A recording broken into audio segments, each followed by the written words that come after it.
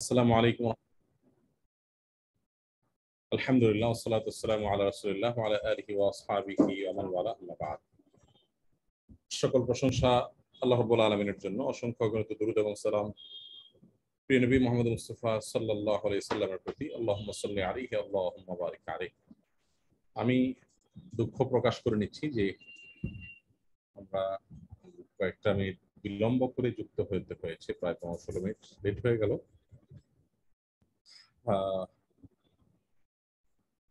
শেষ মুহূর্তে একটু অসুবিধা হয়েছিল সেজন্য।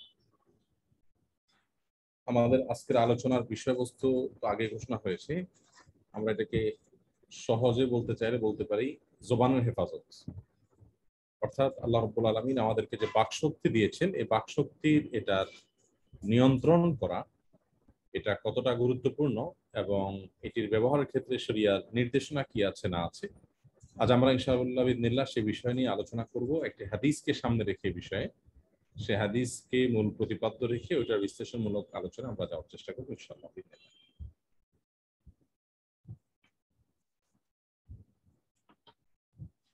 যে হাদিসটি আমরা শুনবো ইনশাআল্লাহ, সে হাদিসটি বর্ণনা করেছেন বিখ্যাত সাহাবী আবু হুরায়রা রাদিয়াল্লাহু তাআলা আনহু, এবং এই হাদিস বিভিন্ন হাদিস গ্রন্থে বর্ণিত হয়েছে।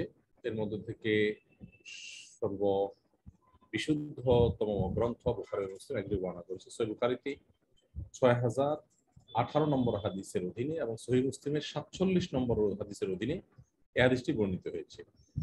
আর এই যে নাম্বার আমরা বললাম, এটা হলো ইন্টারন্যাশনাল কোড নাম্বার, যেটা হাদিসের সে নাম্বার। আমাদের দেশের ইসলামী ফাউন্ডেশন অনুমোদিত কিংবা বিভিন্ন অ্যাপসে দেওয়া যে হাদিস নম্বর আছে সেটার সাথে কিছুটা গরমিল হতে পারে। বাকি ইন্টারন্যাশনাল কোড নম্বর অনুযায়ী 6018 নম্বর বুখারীতে এবং মুসলিমের 47 নম্বর হাদিস নম্বরের অধীনে আছে হাদিসটি। আর হাদিসটি বর্ণনাকারী সাহাবী, আবার বলছি, সবচেয়ে বেশি সংখ্যক হাদিস বর্ণনাকারী সাহাবী আবু হুরায়রা রাদিয়াল্লাহু তাআলা আনহু। তিনি বর্ণনা করেছেন যে নবী করিম সাল্লাল্লাহু আলাইহি ওয়াসাল্লাম ইরশাদ করেছেন, মান কানা ইউমিনু বিল্লাহি ওয়াল ইয়াউমিল আখির, যে ব্যক্তি আল্লাহ এবং আখিরাতকে বিশ্বাস করে, আল্লাহ এবং আখিরাতের প্রতি যার ঈমান আছে, ফালিয়াকুল খায়রা, তাহলে সে যেন ভালো কিছু বলে, সে যেন কথা বললে ভালো কিছু বলে, আও লিয়াসমুত, অথবা চুপ থাকে, নীরব থাকে। এ হলো হাদিসের মূল অংশ। যদি এই হাদিসের পরবর্তী অংশে আরো আছে, ওমান কানা ইউমিনু বিল্লাহি ওয়াল ইয়াউমিল আখির ফালইউকরিম জারা, আর যে ব্যক্তি আল্লাহ এবং আখিরাতের প্রতি ঈমান আনয়ন করেছে, সে যেন তার প্রতিবেশীর সম্মান করে। ওমান কানা ইউমিনু বিল্লাহি ওয়াল ইয়াউমিল আখির ফালইউকরিম দাইফা, হাদিসের শেষ অংশ হলো, আর যে ব্যক্তি আল্লাহ এবং আখিরাতের প্রতি ঈমান আনে, সে যেন তার মেহমানের মেহমানদারি করে, মেহমানকে যেন সম্মান দেয়। এ হলো হাদিসের 3টি অংশ। তোমাদের থেকে প্রথম অংশটি আমাদের আজকের আলোচনার বিষয়বস্তু। আমরা আলোচনা করব প্রথম অংশ নিয়ে, সেটি হলো মান কানা ইউমিনু বিল্লাহি ওয়াল ইয়াউমিল আখির ফালইয়াকুল খায়রান আও লিয়াসমুত, যে ব্যক্তি আল্লাহর প্রতি এবং আখিরাতের প্রতি ঈমান আনয়ন করেছে, সে হয় ভালো কথা বলবে আর না হয় চুপ থাকবে। এই হাদিসের যে মূল আবেদন সেটা একেবারেই ক্লিয়ার, আমরা সবাই আশা করি বুঝতে পেরেছি যে এই হাদিসের এই অংশে নবী আলাইহিস সালাম কি বলেছেন। এটার জন্য মূলত ব্যাখ্যার আসলে তেমন কোনো প্রয়োজন নেই। আমরা এই হাদিসকে সামনে রেখে যদি আলোকপাত শুরু করি, তাহলে প্রথমে যে বিষয়টি আসে তা হলো আমাদের বাকশক্তি। এটি আল্লাহ তাআলার পক্ষ থেকে দেওয়া একটা বিশেষ দান, যেই দান সম্পর্কে আল্লাহ তাআলা আলাদাভাবে আমাদেরকে জিজ্ঞাসা করবেন। শরীরের প্রতিটি অঙ্গ নিয়ে, প্রতিটি প্রত্যঙ্গ নিয়ে আলাদা করে আল্লাহ তাআলা জিজ্ঞাসাবাদ করবেন না। ধরুন আপনার পিঠ, আপনার বক্ষ, আপনার চামড়া, এগুলো নিয়ে আলাদা আলাদা করে আল্লাহ জিজ্ঞাসাবাদ আমাদেরকে করবেন না। তবে হ্যাঁ, কোনো অঙ্গ ব্যবহার করে কোনো অপরাধ করলে সে অঙ্গ সেদিন কথা বলবে, আল্লাহ তাআলা বাকশক্তি দিবেন, সেটি ভিন্ন বিষয়। কিন্তু শরীরের কিছু প্রধান অঙ্গ আছে, যে প্রধান অঙ্গগুলো সম্পর্কে কিয়ামতের ময়দানে আমরা জিজ্ঞাসিত হব, জিজ্ঞাসার মুখোমুখি হব। সেই অঙ্গগুলোর মধ্যে অন্যতম একটা অঙ্গ হলো মুখ। মানুষের অন্তর বা কল্ব, এটা হলো সবচেয়ে মৌলিক অঙ্গ। এরপরেই যদি আমরা বলতে যাই, তাহলে এই মুখের বিষয়টি চলে আসে, জুবানের বিষয়টি চলে আসে, বাকশক্তির বিষয়টি চলে আসে। মুখের ব্যবহার আমরা খাদ্য গ্রহণ করা, পানীয় গ্রহণ করার মাধ্যমে করে থাকি। আবার কথা বলার কাজে আমরা আমাদের এই বাকশক্তির নেয়ামতকে ব্যবহার করে থাকি। তো এই বাকশক্তি সম্পর্কে আল্লাহ তাআলা কিয়ামতের ময়দানে আলাদা করে জিজ্ঞাসাবাদ করবেন। কারণ কারীম এ সম্পর্কে আল্লাহ বলেছেন, মা ইয়ালফিযু মিন কাওলিন ইল্লা লাদাইহি রাকীবুন আতীদ। মানুষ যেই কোনো কথা মুখ দিয়ে উচ্চারণ করে, যে কোনো কথা মুখ দিয়ে বলে, সেটা সংরক্ষণ করবার জন্য, সেটা লিপিবদ্ধ করে রাখার জন্য আল্লাহর পক্ষ থেকে নির্ধারিত নিয়োজিত ফেরেশতাগণ আছেন, যারা পর্যবেক্ষক হিসাবে এবং রিপোর্টার হিসাবে প্রতিটি কথাকে তারা লিপিবদ্ধ করেন, প্রতিটি কথাকে তারা সংরক্ষণ করেন। এই আয়াত থেকে একেবারেই পরিষ্কার যে মানুষের কত বেশি বাকশক্তির ব্যবহারের ব্যাপারে দায়িত্বশীল হওয়া উচিত, কত বেশি সতর্ক থাকা দরকার। একটু আগে আমরা যে হাদিসটি শুনলাম বুখারী মুসলিমের, যে হাদিসটিকে মূলে রেখে আজকে আমরা আলোচনা করছি, সে হাদিসটির সাথে যদি আয়াতের আমরা মেলাতে চেষ্টা করি, তাহলে দেখব যে অসম্ভব রকমের একটা মিল এবং মেলবন্ধন খুঁজে পাওয়া যায়। আয়াতে আল্লাহ বলছেন, মানুষ যাই বলে তার সব কিছু সংরক্ষণ করে সংরক্ষণকারী এবং পর্যবেক্ষক ফেরেশতাগণ আল্লাহর পক্ষ থেকে প্রত্যেকের সাথে নিয়োজিত রয়েছে ফেরেশতা, যিনি সংরক্ষণ করেন।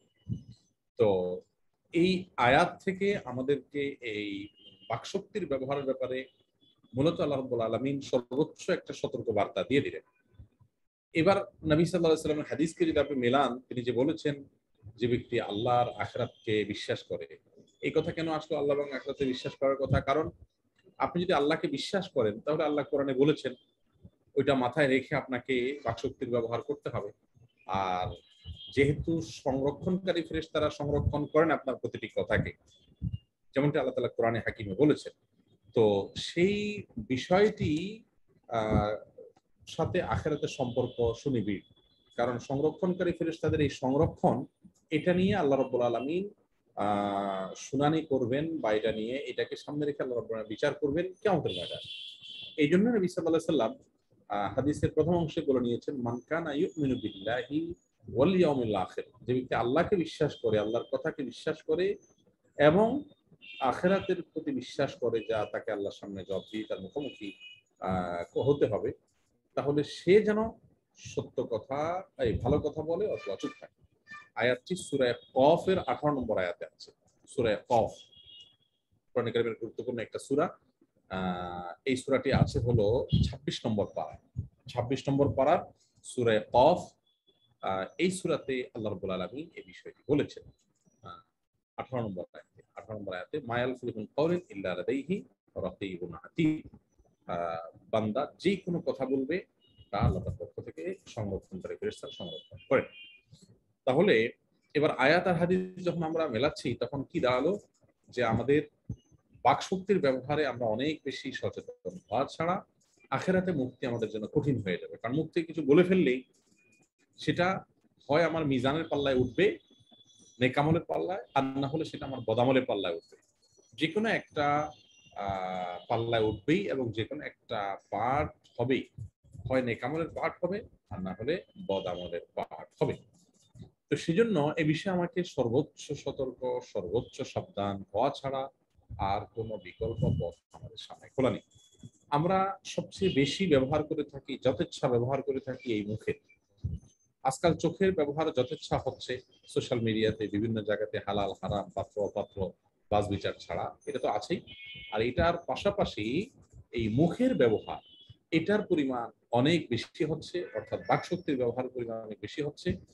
এবং এটা যত্রতত্র আমরা করে ফেলছি। হেঁয়ালিপনা, দুষ্টুমি, গল্পগুজব, সিরিয়াসনেসের সাথে হোক অথবা এমনিতে হোক, গীবত শেকায়েতের মাধ্যমে বিভিন্ন ভাবে আমরা এই জুবানের অপব্যবহার করে থাকি। আজকাল অবশ্য জুবানের অপব্যবহারের আরেকটা ডিজিটাল বের হয়েছে, পার্ট বের হয়েছে। সেটি হলো আমরা সোশ্যাল মিডিয়াতে, ফেসবুকে, বিভিন্ন জায়গায় যে লেখালেখি করছি, এটাও মানে আমাদের বাকশক্তির ব্যবহারের মধ্যে চলে যায় অনেকটা। কারণ আমাদের কথা বলারই একটা পদ্ধতি আজকে এটা হয়েছে, যে আমরা লেখার মাধ্যমে, স্ট্যাটাস দেওয়ার মাধ্যমে, কমেন্টস করার মাধ্যমে আমাদের বক্তব্য পেশ করে থাকি। এটাও ওইটার আওতায় চলে আসবে, এবং এটাও বাকশক্তির ব্যবহারের শামিল হয়ে যাবে। তো এই আয়াত এবং হাদিসকে সামনে রাখলে কোনো ইমানদারই কথা বলার আগে ভাবনা চিন্তা ছাড়া কথা বলতে পারেন। দেখুন, অতিরিক্ত কথা বলা, অপ্রয়োজনে কথা বলা বা বাজ বিচার ছাড়া কথা বলতে থাকা, এটা আমাদের জন্য শুধুমাত্র আখিরাতের দৃষ্টিকোণ থেকে ক্ষতিকর তা নয়, দুনিয়াবী দৃষ্টিকোণ থেকে এটা আমাদের জন্য ক্ষতিকর। এবং এই ক্ষতিকর দিকটা বোঝার জন্য বোধহয় মানে খুব একটা শিক্ষিত হওয়ার প্রয়োজন নাই, খুব একটা পণ্ডিত হওয়ার প্রয়োজন। যে কোনো সাধারণ মানুষ আমরা জানি যে এই জবানের ব্যবহার খুব মাত্রাতিরিক্ত হয়ে গেলে তখন তার দ্বারা আমাদের ত্রুটি বিচ্ছুতি অনেক বেশি হয়। আরবিতে একটা প্রবাদ আছে, মান কাসুরা লাগাতুহু কাসুরা গালাতুহু, যার অর্থ হলো মান কাসুরা লাগাতুহু কাসুরা গালাতুহু, যার কথা বেশি হয় তার ভুল বেশি হয়, যার কথা কম থাকে তার ভুলের পরিমাণও অনেক কম থাকে। এই জন্য এই আয়াত এবং হাদিসের আলোকে জবানের ব্যবহারের ব্যাপারে ইমানদারকে খুব বেশি সাবধান হতে হবে।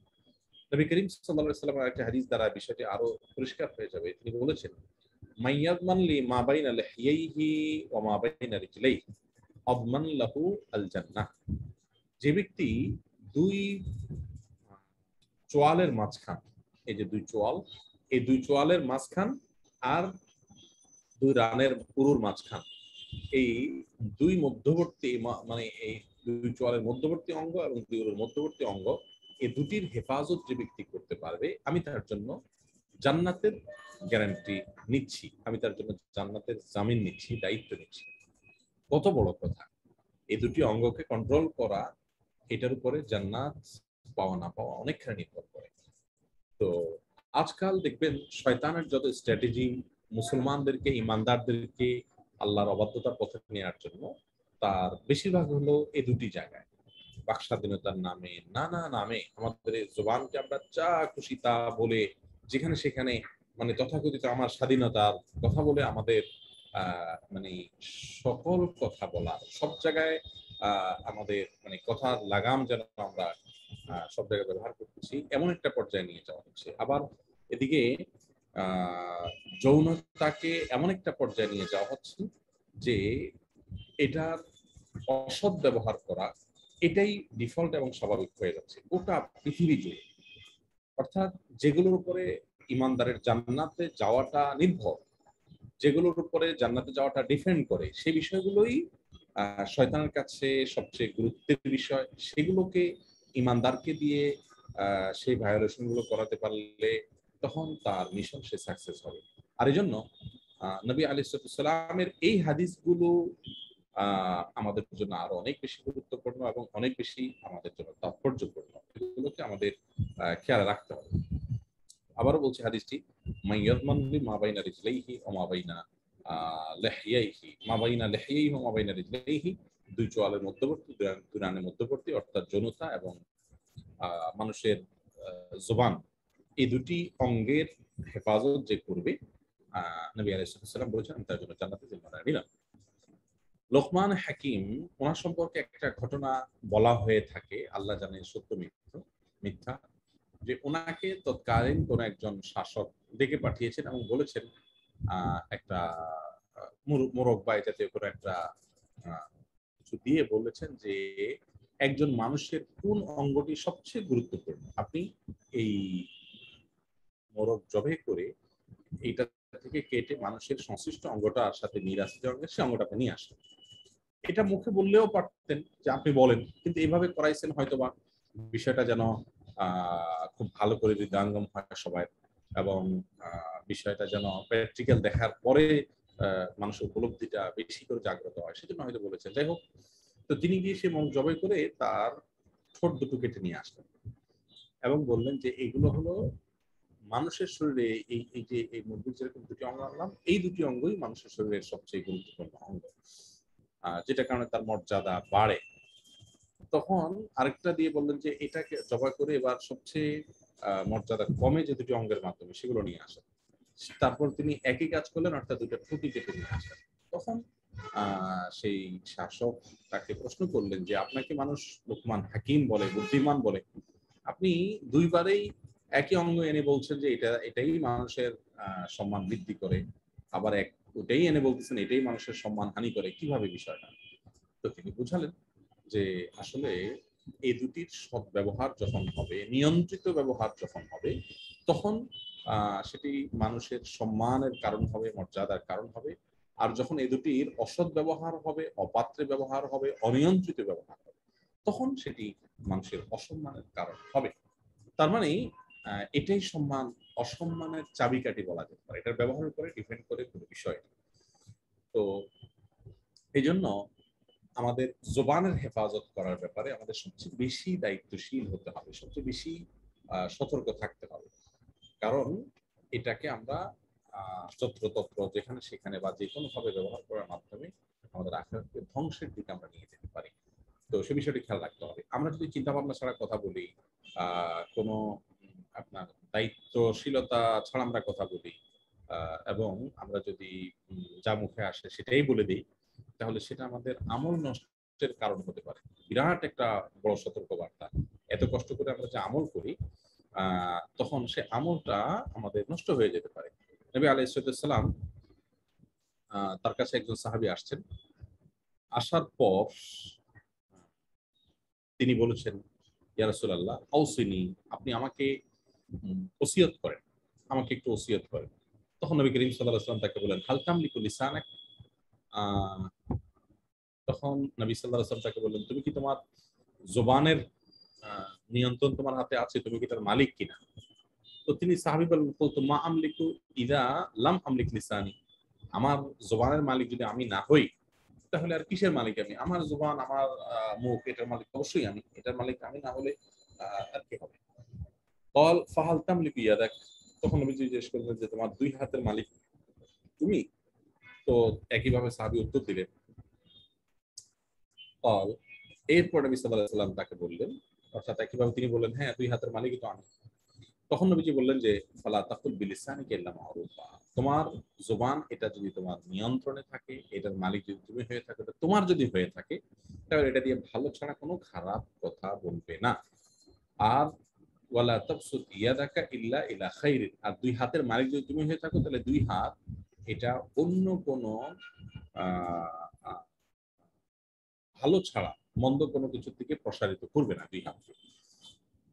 তো এই যে ওসিয়ত নবী সাল্লাল্লাহু আলাইহি ওয়াসাল্লামের, এখান থেকে বোঝা যায় যে আমাদের যে জুবান, আমাদের যে দুই হাত, এটাকে ব্যবহার করার ক্ষেত্রে আমাদের কত বেশি সতর্ক থাকতে হবে, কত বেশি সাবধান থাকতে হবে। এবং নবী করিম সাল্লাল্লাহু আলাইহি ওয়াসাল্লামের আরেকটি হাদিস আছে যেটি মুসনাদ আহমদে বর্ণিত হয়েছে। তিনি বলেছেন, সেখানে মালিক রাদিয়াল্লাহু হাদিসটি বর্ণনা করেছেন। তিনি বলেছেন, লা ইস্তাকিমু ঈমানু আবদিন হাত্তা ইস্তাকিমা কলবু। বান্দার অন্তর যতক্ষণ পর্যন্ত সরল, সঠিক এবং সোজা পথে পরিচালিত না হয়, ততক্ষণ পর্যন্ত তার ঈমান সঠিক হয় না। অর্থাৎ তার কলব সব ভালোর দিকে তাকে পরিচালিত করবে, তার কলবের মধ্যে ভালো কিছু আসবে, শুদ্ধতার পথে যাবে, তখন তার ঈমানটা পরিপূর্ণ হবে। আর ওয়ালা ইস্তাকিমু কলবু হাত্তা ইস্তাকিমা লিসান। আর মানুষের জবান যতক্ষণ পর্যন্ত, তার বাকশক্তি যতক্ষণ পর্যন্ত সঠিক পথে পরিচালিত না হয়, ততক্ষণ পর্যন্ত তার অন্তর সঠিক পথে পরিচালিত হবে না। মানুষের শরীরে তিনটা অঙ্গকে তার শরীরের বর্ডার বলা হয়। তার একটা হলো দুই চোখ, আরেকটা হলো দুই কান, আরেকটা হলো মুখ। কান দিয়ে মানুষ যা শুনে, মুখ দিয়ে যা মানুষ খায় বা বাকশক্তি ব্যবহার করে যা মানুষ বলে, চোখ দিয়ে মানুষ যা দেখে, ওইটাই মূলত তার অন্তরে ভাবনা, উপলব্ধিতে আনা এবং চিন্তা ভাবনার কেন্দ্রবিন্দু হয়। কারণ এগুলো থেকে যে বিষয়গুলো সাপ্লাই করা হয়, চোখ দিয়ে যে জিনিসটা দেখে, অন্তর সেটাকে নিয়ে ভাবে। মুখ দিয়ে যেটা বলে, অন্তর সেটাকে নিয়ে ভাবে, বা আগে অন্তর বলে, তারপর সেটা মুখ দিয়ে ভাবে। অর্থাৎ দুইটার সাথে সম্পর্ক সুনিবিড়। তো এই যে একটা ব্যাপার, আমাদের কলবের সাথে তাকওয়ার সম্পর্ক। নবী আলাইহিস সালাম বলেছেন, আত-তাকওয়া হাহুনা। তাকওয়া এখানে, তাকওয়া এখানে, তাকওয়া এখানে, তিনবার বলেছেন। কলবের সাথে তাকওয়ার সম্পর্ক। আর সেই কলব বা আমাদের অন্তর, এটার নিয়ন্ত্রণ, এটার সঠিক পথে পরিচালিত হওয়া না হওয়াটা নির্ভর করছে সেখানে আমাদের এই চোখ, মুখ, কান, এ সমস্ত অঙ্গ ব্যবহার করে আমরা কি পাঠাচ্ছি কলবের কাছে, ভাবনার জন্য তাকে কি দিচ্ছি। আমরা যে সূত্রগুলো তাকে দিব, সেগুলো সে ভাববে এবং সেগুলো সে কল্পনা জল্পনা করবে। অতএব আমাদের অন্য কথা আমরা বলতে পারি যে এই জবানের হেফাজত, চোখের হেফাজত, কানের হেফাজত, এগুলোর উপরে নির্ভর করে আমাদের তাকওয়াটা মজবুত কতখানি হবে কি হবে না সেই বিষয়টির উপরে। এই জন্য জুবান হেফাজতের গুরুত্ব অনেক বেশি। অনেক দিনদার মানুষ আছেন যে অন্য অনেক ভালো কাজ তিনি করেন না মাশাআল্লাহ, এবং অনেক খারাপ কাজ থেকে তিনি বেঁচে থাকেন, বাট এই যে জুবান হেফাজতের যে বিষয়টা আছে এই বিষয়টাতে এসে অত্যন্ত দুর্বল, বেশি কথা বলেন। বেশি কথা বলা এটা এক ধরনের রোগ, এবং এই সম্পর্কে বুখারী মুসলিমের একটি বর্ণনা আছে, এটাও বর্ণনা করছেন আবু হুরায়রা রাদিয়াল্লাহু আনহু। সেই বর্ণনাটার খুলাসা হলো এই যে নবী আলাইহিস সালাম বলেছেন, ইন্নার রাজুলা লা ইয়াতাকাল্লামু বিল কালিমাতি মা ইয়াতাবায়ানু মা ফিহা ইয়াজিল্লু বিহা ফিন নারি আবআদ মিন গায়রিল মাশরিক ওয়াল মাগরিব। মানুষ যখন কথা বলে এবং এমন কথা বলে যে কথা দ্বারায় আপনার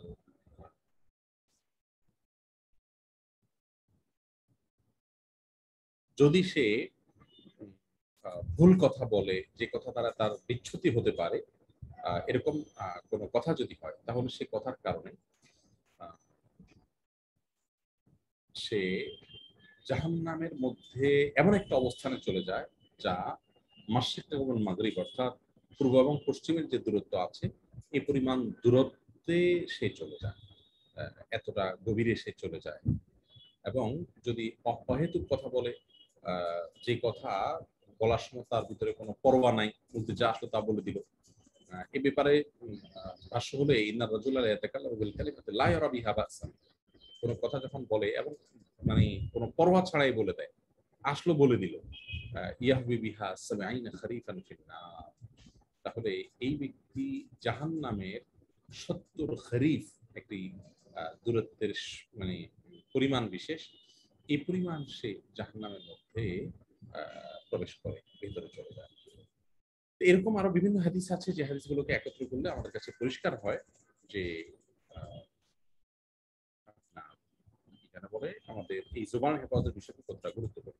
অন্য আরেকটা হাদিস আছে যে মুসনাদে আহমদে নবী আলাইহিস সালাম বলেছেন, একটা মানুষ জান্নাতের খুব কাছাকাছি চলে যায়, তার আমল, তার আখলাক, তার বিভিন্ন ভালো কর্ম দ্বারা জান্নাতের খুব কাছাকাছি যাওয়ার পর তিনি মুখ দিয়ে এমন কিছু বলে ফেললেন যেটা বলার কারণে তার জান্নাতের সঙ্গে তার দূরত্ব হয়ে যায় এমন, যেমন দূরত্ব হয় মদিনা থেকে সনআ।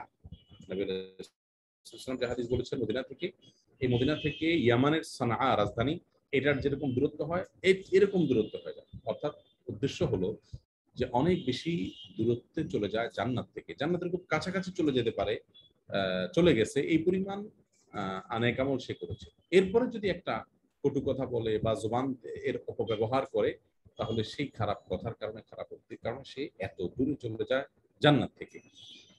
তো যাই হোক, এই বিষয়ে যদি আমরা হাদিসগুলো একত্র করতে থাকি তাহলে সেক্ষেত্রে আমার মনে হয় অনেক হাদিস বলা যাবে। এই হাদিসগুলো থেকে বোঝা যায় যে আল্লাহ রাব্বুল আলামিন এর কাছে মানুষের জুবান হেফাজতের বিষয়টি কত বেশি গুরুত্বপূর্ণ। আর সেই সাথে আপনার জুবানের হেফাজতের বিষয়ে আমরা কতটা উদাসীন সেটাও বোধহয় আমাদের নিজেদের বাস্তবতার সাথে যদি আমরা মেলাই, তাহলে অনেকখানি আমাদের এখান থেকে শেখার আছে, উপলব্ধি করার মতো অনেক বিষয় আছে। আল্লাহ তাআলা আমাদের সবাইকে জুবান হেফাজত করার তৌফিক দান করুন। আমরা যেন জুবানের যত্রতত্র হেফাজত না করি, এই ব্যবহার না করি, আমরা যেন এটাকে এটার অসদ্ব্যবহার না করি, অপাত্রে যেন প্রয়োগ না করি, অপাত্রে যেন ব্যবহার না করি। এই তৌফিক আল্লাহ তাআলার কাছে আমরা কামনা করি। আল্লাহ তাআলা আমাদেরকে সেই তৌফিক দান করুন। জুবানের ব্যাপারে এই যে নবী রাসূল বলেছেন যে বললে ভালো কথা বলবে। ভালো কথা কি? জুবান দ্বারা ভালো কথা কি?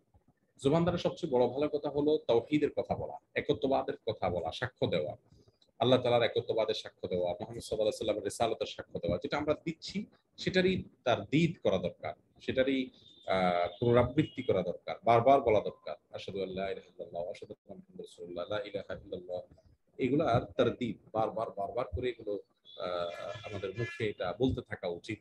এটা হলো জুবান দ্বারা ভালো কথা বলার একটা ইয়ে। দ্বিতীয়ত হলো জুবান দ্বারা আল্লাহর জিকির করা। কোরআনে কারীমে আল্লাহ রাব্বুল আলামিন একটা আমল শুধু পরিমাণ সবচেয়ে বেশি করতে বলেছেন, সেটা হলো আল্লাহর জিকির। বিভিন্ন জায়গায় আল্লাহ তাআলা বলেছেন ওয়াযাকিরিনাল্লাহ কাসীরান ওয়াযাকিরাত, যারা আল্লাহ তাআলার অধিক পরিমাণে জিকির করে সেই রকম নারী এবং পুরুষ, তাদের প্রশংসা আল্লাহ তাআলা করেছেন। এই যে জবানের সব ব্যবহার, যেটাতে নবী সাল্লাল্লাহু আলাইহি ওয়াসাল্লাম বলেছেন যে জবান দিয়ে ভালো কিছু বলো, আর না চুপ থাকো, সে ভালো কিছু বলা কি, এই এই যে আপনার বলে আল্লাহর জিকির, আল্লাহর একত্ববাদের সাক্ষ্য দেওয়া মুখ দিয়ে, আল্লাহর অস্তিত্বের স্বীকৃতি দেওয়া মুখ দিয়ে, এটা হলো সবচেয়ে বড় ভালো। এরপরে হলো আমরা জবান দিয়ে আল্লাহ রাব্বুল আলামিনের জিকির করব, তার স্মরণ করব। কোরআন তেলাওয়াত এটা জিকিরের শামিল। সুবহানাল্লাহ, আলহামদুলিল্লাহ বলা, আল্লাহু আকবার বলা, আল্লাহর গুণকীর্তন করা, আল্লাহর প্রশংসার কথা বলা, আল্লাহর আদেশ নিষেধের কথা বলা, এই সব বিষয়গুলো হলো আল্লাহর জিকিরের শামিল। এটা হলো জবান দিয়ে আমরা যে ভালো কাজগুলো করতে পারি তখন থেকে।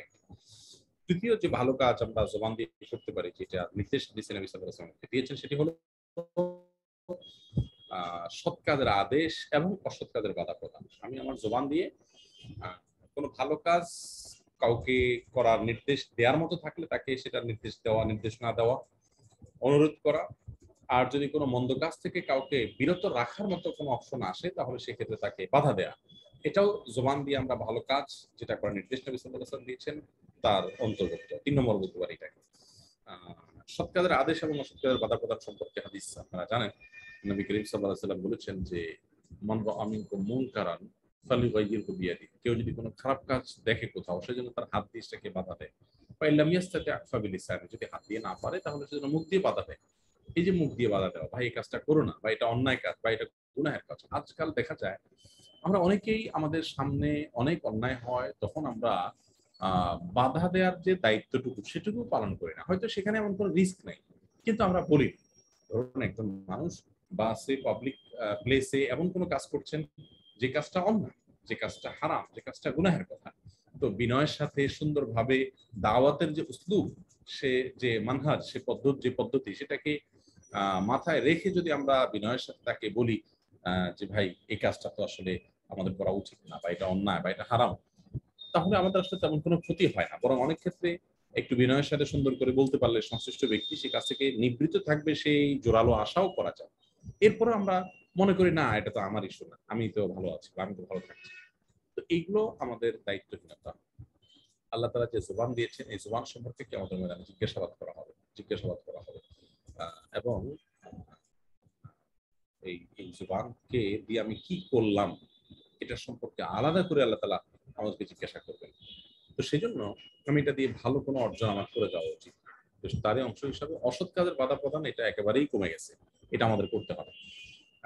সংশ্লিষ্ট যে শর্ত আছে, যে সমস্ত নিয়ম আছে দাওয়াতের এবং অসৎ কাজের বাধা প্রদানের মূলনীতি আছে, সেগুলোকে অবশ্যই আমলে রেখেই তারপর করতে হবে। সৎ কাজের আদেশ দেওয়া, এটাও অনেক সময় আমরা করি না। আমার পাশে একজন আছেন, হয়তো গাড়ি এক জায়গায় থামছে, নামাজের বিরতি দিছে, তো আমি সালাত আদায় করতে যাচ্ছি, কিন্তু পাশের লোককে বলছিলাম, আমি জানি তিনি মুসলমান, অথচ সুন্দর করে হাসি মাখা মুখে তাকে বলা যায় ভাই চলুন আমরা সালাত করে আসি, আল্লাহ নির্দেশ ফরজ সালাত। অন্তত একটু বলা তো যা, তিনি না গেলেন বা কথা শুনলেন না, কিন্তু আপনি তো সৎ কাজের আদেশ করে তাকে ভালো পথ দেখিয়ে আপনি একটি সওয়াব এবং আজর এবং বিনিময় আপনার করে নিতে পারলেন। তো আমাদের শয়তান অনেক সময় আমাদেরকে এই সমস্ত ক্ষেত্রে হেজিটেট করে দেয় আমাদেরকে। সে আপনার অনেক সময় সংশয়ের মধ্যে ফেলে দেয়, লজ্জার মধ্যে ফেলে দেয়। এই লজ্জাটা হলো শয়তানি লজ্জা, যে লজ্জাটা শয়তান আমাদের মধ্যে সৃষ্টি করে, এবং অহেতুক লজ্জা যেটাকে বলা যেতে পারে। তো এইগুলো থেকে আমাদের নিজেদেরকে বাঁচানোর জন্য আপ্রাণ চেষ্টা থাকতে হবে যে আমরা শয়তান দ্বারা পরিচালিত হব না, শয়তান দ্বারা ব্যবহৃত হব না, শয়তান দ্বারা নিয়ন্ত্রিত হব না। তাহলে সেক্ষেত্রে ইনশাআল্লাহ বিদিনিল্লাহ এই জবান দ্বারা ভালো কিছু করা সম্ভব। তাহলে জবান দ্বারা তৃতীয় ভালো কাজের কথা বলছি, সৎ কাজের আদেশ দেওয়া, অসৎ কাজের বাধা প্রদান করা। এই জবান দিয়ে আমরা আরো যে সমস্ত ভালো কাজগুলো করতে পারি, তোর মধ্যে থেকে একটা হলো যে আমরা এই জবান দিয়ে জিকিরের মধ্যে আমরা অনেকগুলো জিনিস আনতে পারি। নবী সাল্লাল্লাহু আলাইহি ওয়াসাল্লামের দুরূদ পাঠ করা, ইস্তিগফার পাঠ করা, সকাল সন্ধ্যার দোয়াগুলো পাঠ করা, আল্লাহর কাছে দোয়া করা, হ্যাঁ, আল্লাহর নির্দেশ পালনার্থে সালাতের সময়, বিভিন্ন সময় কালামুল্লাহ বা আল্লাহর কোরআন তেলাওয়াত করা, এসব বিষয়গুলো, এবং বিভিন্ন সময় যে দোয়া জিকির আছে নবী সাল্লাল্লাহু আলাইহি ওয়াসাল্লাম যখন যেটা করতেন, আজকারে মাসনুনা সেগুলো পালন করা, এগুলো সবগুলো হলো জবানের সদ্ব্যবহার করা। এর পাশাপাশি আপনি ধরেন কারোর জন্য সুপারিশ করলেন, যেখানে বৈধ সুপারিশ, একজন মানুষের জন্য, একজন মানুষ অন্যায় করেছেন, তিনি অনুতপ্ত, যার কাছে অন্যায় করেছেন তিনি মাফ করছেন না, আপনি সুপারিশ করে দিলেন, এটা একটা ইবাদত। কারণ হাদিসে আসছে ইশফা তুজার, তোমরা সুপারিশ করো কারোর জন্য, তাহলে তোমাদেরকে পুরস্কার দেওয়া হবে, বিনিময় দেওয়া হবে। সুপারিশ করলে তোমাদেরকে বিনিময় দেওয়া হবে। এই জন্য সুপারিশ করলেন মুখ দিয়া, এটাও একটা ভালো কাজের ব্যবহার করলেন আপনি। ফালিয়াকুল খায়রান, যে জবান বা মুখ বাকশক্তি, এটা দিয়ে যেন আমরা ভালো কিছু বলি, যদি বলতে হয় তাহলে সেই জন্য ভালো কিছু বলে। এই ভালো কিছুর ব্যাখ্যায় আমরা বলতে পারি যে ভালো কিছুর মধ্যে মানুষের জন্য সুপারিশ করাটাও কি একটা ভালো কিছু। আহ তো এরকম আমরা ভালো কথা বলার যত পথ আছে, আমরা হয়তো কয়েকটা এক্সাম্পল শুধুমাত্র দিলাম, আপনি এটার উপরে ভিত্তি করে যত রকমের আছে। আপনি দুজন মানুষের মধ্যে দেখছেন বিবাদ চলছে, আপনি সেখানে গিয়ে মীমাংসা করলেন। আপনি জবানকে ব্যবহার করে, আপনার কথা দিয়ে, আপনার লেখনী দিয়ে, আপনার বাকশক্তি ব্যবহার করে আপনি একটু তাদের মধ্যে মীমাংসার চেষ্টা করলেন, মধ্যস্থতার চেষ্টা করলেন। এই যে জবান আপনি ব্যবহার করলেন, একটা ভালো খাদ্যে ব্যবহার করলেন। তো এইভাবে যত হতে পারে, আমরা হয়তো সামান্য কিছু বলেছি, কিন্তু বাকি যেগুলো হতে পারে আমাদের দৈনন্দিন জীবনে ভালো কিছু হওয়া বলতে যা বোঝায়, সেগুলো সবগুলোর মধ্যে চলে আসে। ধরুন একজন মানুষ, তিনি তিনি ক্ষতিগ্রস্ত হতে যাচ্ছেন জাগতিক ক্ষেত্রে, আপনি তাকে সতর্ক করলেন। এই যে সতর্ক করলেন, এমনি তো অসৎ কাজের বাধা প্রদান এক জিনিস, সৎ কাজের আদেশ আরেক জিনিস, কিন্তু নিছক জাগতিক একটি বিষয়। একজন মানুষ ক্ষতিগ্রস্ত হতে যাচ্ছেন, আপনি জেনে দেখে তাকে সতর্ক করে দিলেন, তাহলে এটাও কিন্তু একটা ভালো কিছু বলা। এই যে নবী সাল্লাল্লাহু আলাইহি ওয়াসাল্লাম আমাদেরকে বলেছেন, রাস্তা থেকে কষ্ট দেওয়া, কোনো কিছু সরিয়ে দেওয়া, এটা আমাদের ঈমানের অঙ্গ। তো তেমনি ভাবে এটা তো জাগতিক একটা বিষয়। একটা মানুষ রাস্তা থেকে রাস্তায় কষ্টদায়ক কিছু করে থাকলে একটা মানুষ সেখানে বিপদগ্রস্ত হবেন, তো আপনি সেটা সরায় দিলেন, আপনি তাকে বলে দিলেন, এতে কি হবে?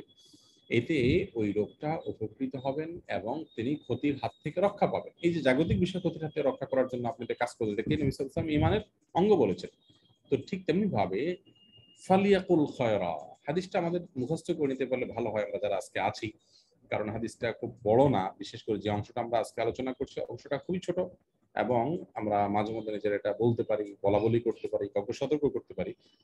মান কানা ইউমিনু বিল্লাহি ওয়াল ইয়াউমিল আখির, এর বাংলা অর্থ হলো, যে ব্যক্তি আল্লাহকে বিশ্বাস করে এবং আখিরাতের প্রতি ঈমান আনয়ন করে, ঈমান রাখে, ফালিয়াকুল খায়রা, তাহলে সে যেন ভালো কথা বলে, আও লিয়াসমুত, অথবা চুপ থাকে। শপথ করার ব্যাপারেও নবী সাল্লাল্লাহু আলাইহি ওয়াসাল্লাম এই ধরনের কথা বলেছেন আমাদেরকে, যে মান আরাদা আন ইয়াহলিফা ফালইয়াহলিফ বিল্লাহ আও লিয়াসমুত, যে ব্যক্তি শপথ করতে চায় আল্লাহর নামে, তাহলে সে যেন শপথ করে আল্লাহর নামে। যে ব্যক্তি শপথ করতে চায় কোনো কারণে, সে যেন আল্লাহর নামে শপথ করে, অথবা আপনার কি বলে এটাকে, আও লিয়াসমুত, অথবা সে যেন চুপ থাকে। মানে শপথ করবেন আপনি আল্লাহর নাম ছাড়া অন্য কারোর নামে, মায়ের নামে, বাপের নামে, হ্যাঁ, জায়গার নামে, রাষ্ট্রের নামে, রক্তের নামে শপথ, আত্মীয়র নামে শপথ, ছেলের মাথা ছুঁয়ে শপথ, আরো যত আপনার শপথের পদ্ধতি আছে, এই সমস্ত পদ্ধতিগুলো, এগুলো অবলম্বন করে আমরা কি করলাম, শপথ করলাম। তো নবী আলাইহিস সালাম বলেছেন যে এরকম শপথ করবে না, হয় তুমি শপথ করলে ভালো কিছু দিয়ে শপথ করবে, আর যদি না হয় তাহলে সেই ক্ষেত্রে আপনি শপথ করবেন না।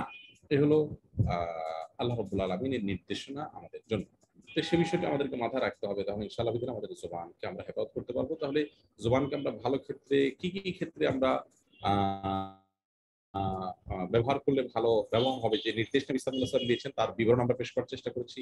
আবার যদি এক নজরে বলি, সবচেয়ে বড় জবানের ভালো ব্যবহার হলো আল্লাহর একত্ববাদের সাক্ষ্য দেওয়া জবান দিয়ে, কালিমাতুত তাওহীদ, কালিমাতুশ শাহাদা, এটি মুখ দিয়ে উচ্চারণ করা, পাঠ করা, স্বীকৃতি দেওয়া এবং বারবার স্বীকৃতি দিতে থাকা। আর দ্বিতীয় সর্বোচ্চ জবানের ব্যবহার হলো আল্লাহর জিকির হয় এরকম কাজে জবানকে ব্যবহার করা, সেটা কোরআন তেলাওয়াতের মাধ্যমে হতে পারে, সকাল সন্ধ্যার দোয়া, দৈনন্দিন জীবনের বিভিন্ন সময়ের যে উঠতে বসতে চলতে ফিরতে বিভিন্ন সময় সময় যে মাসনুন জিকির এবং মাসনুন দোয়া আছে সেগুলো। তারপরে আপনার কি বলে এটাকে, যত প্রকার আল্লাহর প্রশংসামূলক কথা হতে পারে, আল্লাহর পবিত্রতা বর্ণনামূলক কথা হতে পারে, তার গুণগানমূলক কথা হতে পারে, এই সবগুলো আল্লাহর জিকিরের শামিল হবে। দুরূদ শরীফ আছে, ইস্তিগফার, আল্লাহর কাছে ক্ষমা প্রার্থনা আছে, এই সব বিষয়গুলো হলো আল্লাহর জিকিরের শামিল। এগুলো হলো জবান দিয়ে ব্যবহার করার মতো কাজ। তৃতীয়ত, সৎ কাজের আদেশ এবং অসৎ কাজের বাধা প্রদান করার জন্য জবানকে ব্যবহার করা। আজকাল আমরা আপনার বস্তুবাদের উন্নতির এই যুগে আমরা খুব বেশি বস্তুবাদী হয়ে গেছি, খুব বেশি ভোগবাদী হয়ে গেছি। আমাদের কাছে জগতের ভোগটোগ এগুলোই মেয়ে। অথচ মানুষের মনুষ্যত্ব যদি মানুষের মধ্যে না থাকে বা হারিয়ে যায়, লোপ পেয়ে যায়, তাহলে এই সমস্ত উন্নতি, এই সমস্ত অগ্রগতির কোনো মানে থাকবে না, কারণ এগুলো উপভোগ্য হবে না। মানুষ যদি পশুর মতো হয়ে যায়, তাহলে সেক্ষেত্রে সেই সমাজটা কখনো উপভোগ্য হয় না। আর যদি দুনিয়াতে সুখের আসবাব উপকরণ এর ঘাটতিও থাকে আর মানুষের মধ্যে মনুষ্যত্ব থাকে, সমাজে ভালো মানুষের পরিমাণ বেশি থাকে, তাহলে সেই ক্ষেত্রে আপনার আমাদের এই জাতীয় সমাজে আপনার আধুনিক যত আপনার কি বলে টেকনোলজি আছে, তথ্য প্রযুক্তির যত উন্নতি আছে, এগুলো আসলে মানুষের জীবনকে উপভোগ্য করতে পারে না। মানুষকে আরো বেশি কষ্ট দেয়, আরো বেশি মানুষকে আপনার পেরেশান করে, আরো বেশি মানুষকে ডিপ্রেশনের দিকে নিয়ে যায়, যদি মানুষের মধ্যে প্রকৃত মনুষ্যত্ব না থাকে। এই জন্য সমস্ত নবী রাসূলগণ মানুষকে মানুষ বানানোর মিশন নিয়ে কাজ করেছেন। মানুষকে মানুষ বানানোটাই হলো সবচেয়ে বড় মিশন, সবচেয়ে জরুরি মিশন, যেটা আমাদের কাছে সবচেয়ে কম গুরুত্বপূর্ণ মনে হয়। যাই হোক, তো সেজন্য আমি জোবানের দিয়ে যে ভালো কাজগুলো করবো, তোমার থেকে 3 নম্বর বলছিলাম, সৎ কাজের আদেশ মানুষকে দেয়া, অসৎ কাজের বাধা প্রদান মানুষকে দেয়া, যাতে করে মানুষের ভিতরে মানবিক মূল্যবোধ জাগ্রত হয়, যাতে করে মানুষের মধ্যে নীতি চেতনা সঞ্চারিত হয়, যাতে করে মানুষের মধ্যে দায়িত্ববোধ আসে, যাতে করে মানুষের মধ্যে সৎ গুণাবলী মানুষের মধ্যে চলে আসে। তো সেই জন্য আমাদেরকে সচেষ্ট হতে হবে, সেই জন্য আমাদেরকে আপ্রাণ চেষ্টা চালাতে হবে। 4 নম্বর বলছিলাম যে মুখ দিয়ে আমরা যে ভালো কাজগুলো করতে পারি, তেমন থেকে একটা হলো মানুষের কারোর পক্ষে সুপারিশ করলেন, দুজন মানুষের মধ্যে বিবাদ চলছে সেখানে আপনি মীমাংসা করে দিলেন, এবং এরকম আরো যত ওয়ে হতে পারে আমাদের এই দুই ঠোঁটের ব্যবহার করে বা বাক শক্তির ব্যবহার করে ভালো কাজ করার যত পদ্ধতি হতে পারে, তার সবগুলো আমরা অবলম্বন করলাম। সেটা হবে আমাদের এই জবান দ্বারায় সবচেয়ে ভালো কাজগুলো, যেগুলো করার নির্দেশ নবী সাল্লাল্লাহু আলাইহি ওয়াসাল্লাম আমাদেরকে দিয়েছেন। এবং বিভিন্ন সাহাবীদেরকে তিনি এই বিষয়ে পরামর্শ দিয়েছেন, নসিহা করেছেন, যেন তারা এই জবান দিয়ে খারাপ কিছু না করে, এই ভালো কিছু করে, আর না পারলে খারাপ কিছু না করে। এবার আমরা আসি এই জবানের অসৎ ব্যবহারের পথগুলো কি, যেগুলো আমরা করে থাকি। অনেকগুলো আছে যেগুলো আমরা সবাই জানি, খুবই কমন, যেমন গীবত করি, অন্যের সমালোচনা করি। এটা তো আমাদের পরিমাণে সবচেয়ে বেশি। এটার কথা আমরা এখন অনেকে শুনতেই চাই না, কারণ আমরা জানি এটা। কিন্তু ওয়াদাক্কির ফাইন্না যিকরা তানফাউল মুমিনিন, তুমি মানুষকে স্মরণ করিয়ে দাও, আল্লাহ তাআলা বলেছেন। কারণ স্মরণ করিয়ে দিলে এটা ঈমানদারদের উপকারে হয়। তো এই জন্য আমরা একই কথা আবার জানা কথাটা আবার পুনরায় বলছি সংক্ষেপেই, যে মানুষের গীবত করা, সমালোচনা করা, এটা জটিল একটি বিষয়। এটা থেকে বেঁচে থাকার জন্য আমাদের আপ্রাণ চেষ্টা এবং যুদ্ধ চালাতে হবে নিজের সাথে, যে আমার দ্বারা যাতে অন্য কারো ক্ষতি না হয়, অন্য কোনো মানুষ যেন লুজার না হয়, কার পেছনে যেন আমি তার বদনামি করে তার সামাজিক মর্যাদা যেন ক্ষুণ্ণ না করি, যার কাছে আমি বদনামি করলাম তার কাছে তিনি ছোট হবেন, হ্যাঁ হবেন, সেটা যেন আমার দ্বারা না হয়, সেই চেষ্টা আমাদের থাকতে হবে। কোরআনে কারিমে আল্লাহ রাব্বুল আলামিন বলেছেন, কুল লি'ইবাদি ইয়াকুলুল্লাতী হিয়া আহসান, যে আপনি বলে দিন আমার, না এটা সম্ভবত কোরআনের কথা না, এটা হাদিসের কথা, যে আমার বান্দাদেরকে আপনি বলে দিন তারা যেন সেই কথা বলে যেই কথা, না এটা কোরআন কারীমে সূরা ইসরার একটা আয়াত, সে যে কথা সে ভালো সেই কথা যেন বলে, আর আমার বান্দাদেরকে আপনি বলে দিন। যাই হোক, তো এরকম ওয়াকুলু লিন্নাসি হুসনা, অন্য আরেকটা আয়াতে আল্লাহ বলেছেন ওয়াকুলু লিন্নাসি হুসনা, তোমরা মানুষকে ভালো কথা বলো। তো এত বেশি আয়াত আর হাদিস তো আমরা পড়লাম, অনেকগুলো হাদিস, আর বহু হাদিস আছে যে হাদিসগুলো আসলে পাঠ করা যায়, যে হাদিসগুলোর খোলাসা একই কথা, যে আমাদেরকে আল্লাহ রাব্বুল আলামিন এবং তার নবী আলাইহিস সালাম নির্দেশ দিয়েছেন আমরা যেন সৎ কাজের আদেশ এবং অসৎ কাজের বাধা প্রদান সহ জবানকে হেফাজতের যত পদ্ধতি আছে সেগুলো যেন আমরা বেশি থেকে বেশি অবলম্বন করি। তো জবান দিয়ে ভালো কাজ কি কি করতে পারি আমরা সেটা বলছিলাম, মন্দ কাজ কি কি করতে পারি বা করা হয়ে থাকে সচরাচর, সেগুলোর কথা বলতে কি আমরা বলছিলাম গীবতের কথা, মানুষের পেছনে তার সমালোচনা করার কথা, তারপরে যে মিথ্যা কথা। সমালোচনার যেটা সেটা হলো যে এটা তো আমাদের অনেক সময় এমন হয় যে কোনো কারণ ছাড়া, কোনো প্রয়োজন ছাড়া আমরা সমালোচনা করি, এবং একজন আরেকজনের মানে একত্র হলে তৃতীয় কাউকে নিয়ে আলোচনা না করলে আমাদের আলোচনা জমেই না, এমন একটা ব্যাপার হয়ে থাকে। আবার আপনার কারোর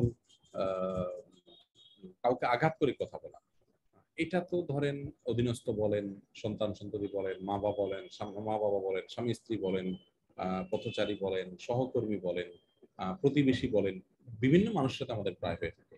সাধারণ অবস্থায় সুস্থ অবস্থায় তো আমরা ভালো থাকি, কিন্তু সুস্থ বলতে আমরা স্বাভাবিক যখন থাকি তখন আমরা ভালো থাকি।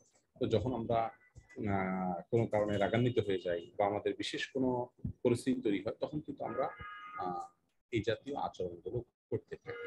এগুলো থেকে আমাদের বেঁচে থাকার চেষ্টা করা দরকার। এটাও জবান দ্বারা কৃত খারাপ কাজগুলোর মধ্যে থেকে একটা। মানুষের কষ্ট হয়, মানুষের আঘাত লাগে এরকম কোনো কথা বলা। প্রথমটা গীবতটা হলো পেছনে খারাপ কথা বলা, আর দ্বিতীয়টা হলো যে সামনে খারাপ কথা বলা, মানুষের সামনে খারাপ কথা বলা। আমি শুরুতে বলছিলাম যে শয়তান আমাদের যেই অঙ্গের অসৎ ব্যবহার দ্বারা আমরা বেশি ক্ষতিগ্রস্ত হব, ওই অঙ্গের আপনার বহুল এবং ব্যাপক ব্যবহারের পথগুলো শয়তান আমাদের জন্য খুলে দেয়। এটি শয়তানের একটা বড় চক্রান্ত, তার একটা বড় ষড়যন্ত্র, এটা তার শয়তান। তো জোবান এটার ব্যাপারে হাদিসে এত গুরুত্ব দেওয়া হয়েছে, কোরআনে এত গুরুত্ব দেওয়া হয়েছে, আর এই জন্য এই বিভিন্ন নামে বেনামে মুখরোচক স্লোগান দিয়ে আমাদের জোবানের যত্রতত্র ব্যবহারের ব্যাপারে আমাদেরকে শয়তান আপনার প্রচলিত করে, আমাদেরকে প্রেরণা দেয় এবং আমাদেরকে এই পথে উদ্বুদ্ধ করে। তো সেজন্য জবান দিয়ে কারোর পেছনে তার সমালোচনা করে তার মর্যাদাহানি করা যাবে না, আর সামনেও তাকে এমন কোনো কথা বলা যাবে না যে কথা বললে তিনি আঘাতপ্রাপ্ত হন, আক্রমণাত্মক কথা, খোঁচা মেরে কথা, হ্যাঁ, তারপরে যায় তাকে কটু কথা বলা, তার কষ্ট হয় এমন কোনো কথা বলা, এসবগুলোই কিন্তু মানুষের জন্য নিষিদ্ধ। কারণ আল্লাহ রাব্বুল আলামিন আমাদেরকে এটি নিষেধ করেছেন যে কারো কষ্ট হয় এটি যেন আমরা না করি। গীবত এবং মানুষের কষ্ট হয় সেরকম কথা বলার পাশাপাশি আরেকটা বিষয় আমাদের মধ্যে আছে, সেটা হলো যে আমরা অনেক বেশি পরিমাণে ইয়ে করি, কি জানে বলে এটাকে আজকাল, আমরা জবানের অপব্যবহার করি, অপচয় করি বলতে পারি আমরা। যেখানে প্রয়োজন নেই সেখানেও আমি কথা বলছি, যা দরকার না সেটাও বলছি, এবং বেশি কথা বলছি। এই বেশি কথা বলাটা একটা দোষের। বেশি কথা মানুষ যখন বলে তখন তার অন্তর শক্ত হয়ে যায়, আল্লাহর ভয় কমে যায়। যারা কথা কম বলেন এবং কথা বলতে পারেন কিন্তু ভেবে চিনতে বলেন, তাদের অন্তর জাগ্রত হয়, অন্তর দ্বারা তারা ভাবতে পারেন এবং ভাবনার জগৎটা তাদের অনেক বেশি উন্মোচিত হয়। এই জন্য যথাসম্ভব আমাদের সচেষ্ট থাকা দরকার। আমরা যেন জুবানের হেফাজত করার জন্য চেষ্টা করি, এই যে অতিরিক্ত কথা বলা থেকে। যেটা আগে বলছিলাম, মান কাসারা লাগাতুহু কাসারা গালাতুহু, যার কথা বেশি হয় তার ভুলও বেশি হয়। জুবান দিয়ে আরেকটা খারাপ কাজ করি আমরা, সেটা হলো যে চগলখড়ি করা, কুটনামি করা। একজনের সামনে একটা কথা বললাম, তাকে ভালো বললাম, তার পেছনে গিয়ে আরেকজনের কাছে ভালো বললাম, তার খারাপ বললাম। আবার যার কাছে গিয়ে আরেকজনকে খারাপ বললাম, তার কাছে গিয়ে আবার যার খারাপ বললাম তার কাছে গিয়ে আবার ওই ব্যক্তির খারাপ বললাম। তার মানে দুই দিক থেকে ভালো থাকার চেষ্টা করা, যেটাকে মুনাফিকি বলা, খবরটা বলা হয়। মাফ করুন, এই দ্বিচারিতা, এই মুনাফিকের চরিত্র আমাদের অনেকের মধ্যে আছে, যে দুইজন ব্যক্তির মাঝে তিনি কথা চালাচালি করেন, যার কাছে যান তার প্রশংসা করেন আর অপরজনের বদনাম করেন। তো উভয় মনে করে লোকটা আমার ভালো, আমার জন্য ভালো, আমার পক্ষের। আসলে তিনি কারোর জন্য ভালো না, কারোর পক্ষের না, তিনি আসলে মুনাফিক এবং কপট কিসিমের মানুষ। নবী করিম সাল্লাল্লাহু আলাইহি সাল্লাম বলেছেন, কিছু মানুষকে তিনি বলেছেন আশারুন নাস, মানুষের মধ্যে সবচেয়ে খারাপ মানুষ। তার মধ্যে থেকে এক শ্রেণীর মানুষ হলো এই লোক, যে ব্যক্তি যার ওয়াজহাইন, যার মধ্যে দুইটা চেহারা আছে। দুইটা চেহারা আছে মানে তার দুইটা রূপ আছে, সে এর কাছে একরকম, তার কাছে আরেক রকম। এগুলো থেকে আমাদের বেঁচে থাকার চেষ্টা করতে হবে। এরকম জবানের খারাপ ব্যবহারের মধ্যে থেকে আরেকটা হলো, ধরুন আপনি কারোর ক্ষতি হয় এমন কোনো কথা মুখ দিয়ে বললেন, সেখানে যা মানে আখিরাতের কোনো কল্যাণ নাই, জাগতিকও তেমন কোনো কল্যাণ নেই, কিন্তু আপনার কথাটা একটা মানুষের ক্ষতি হয়ে গেল, আপনি সেটা করলেন। এটা করা উচিত না। আরবিতে একটা শের বা কবিতা আছে যে যারা হাতুল যারা হাতুস সিনান লাহাল দিয়ামু ওয়ামা,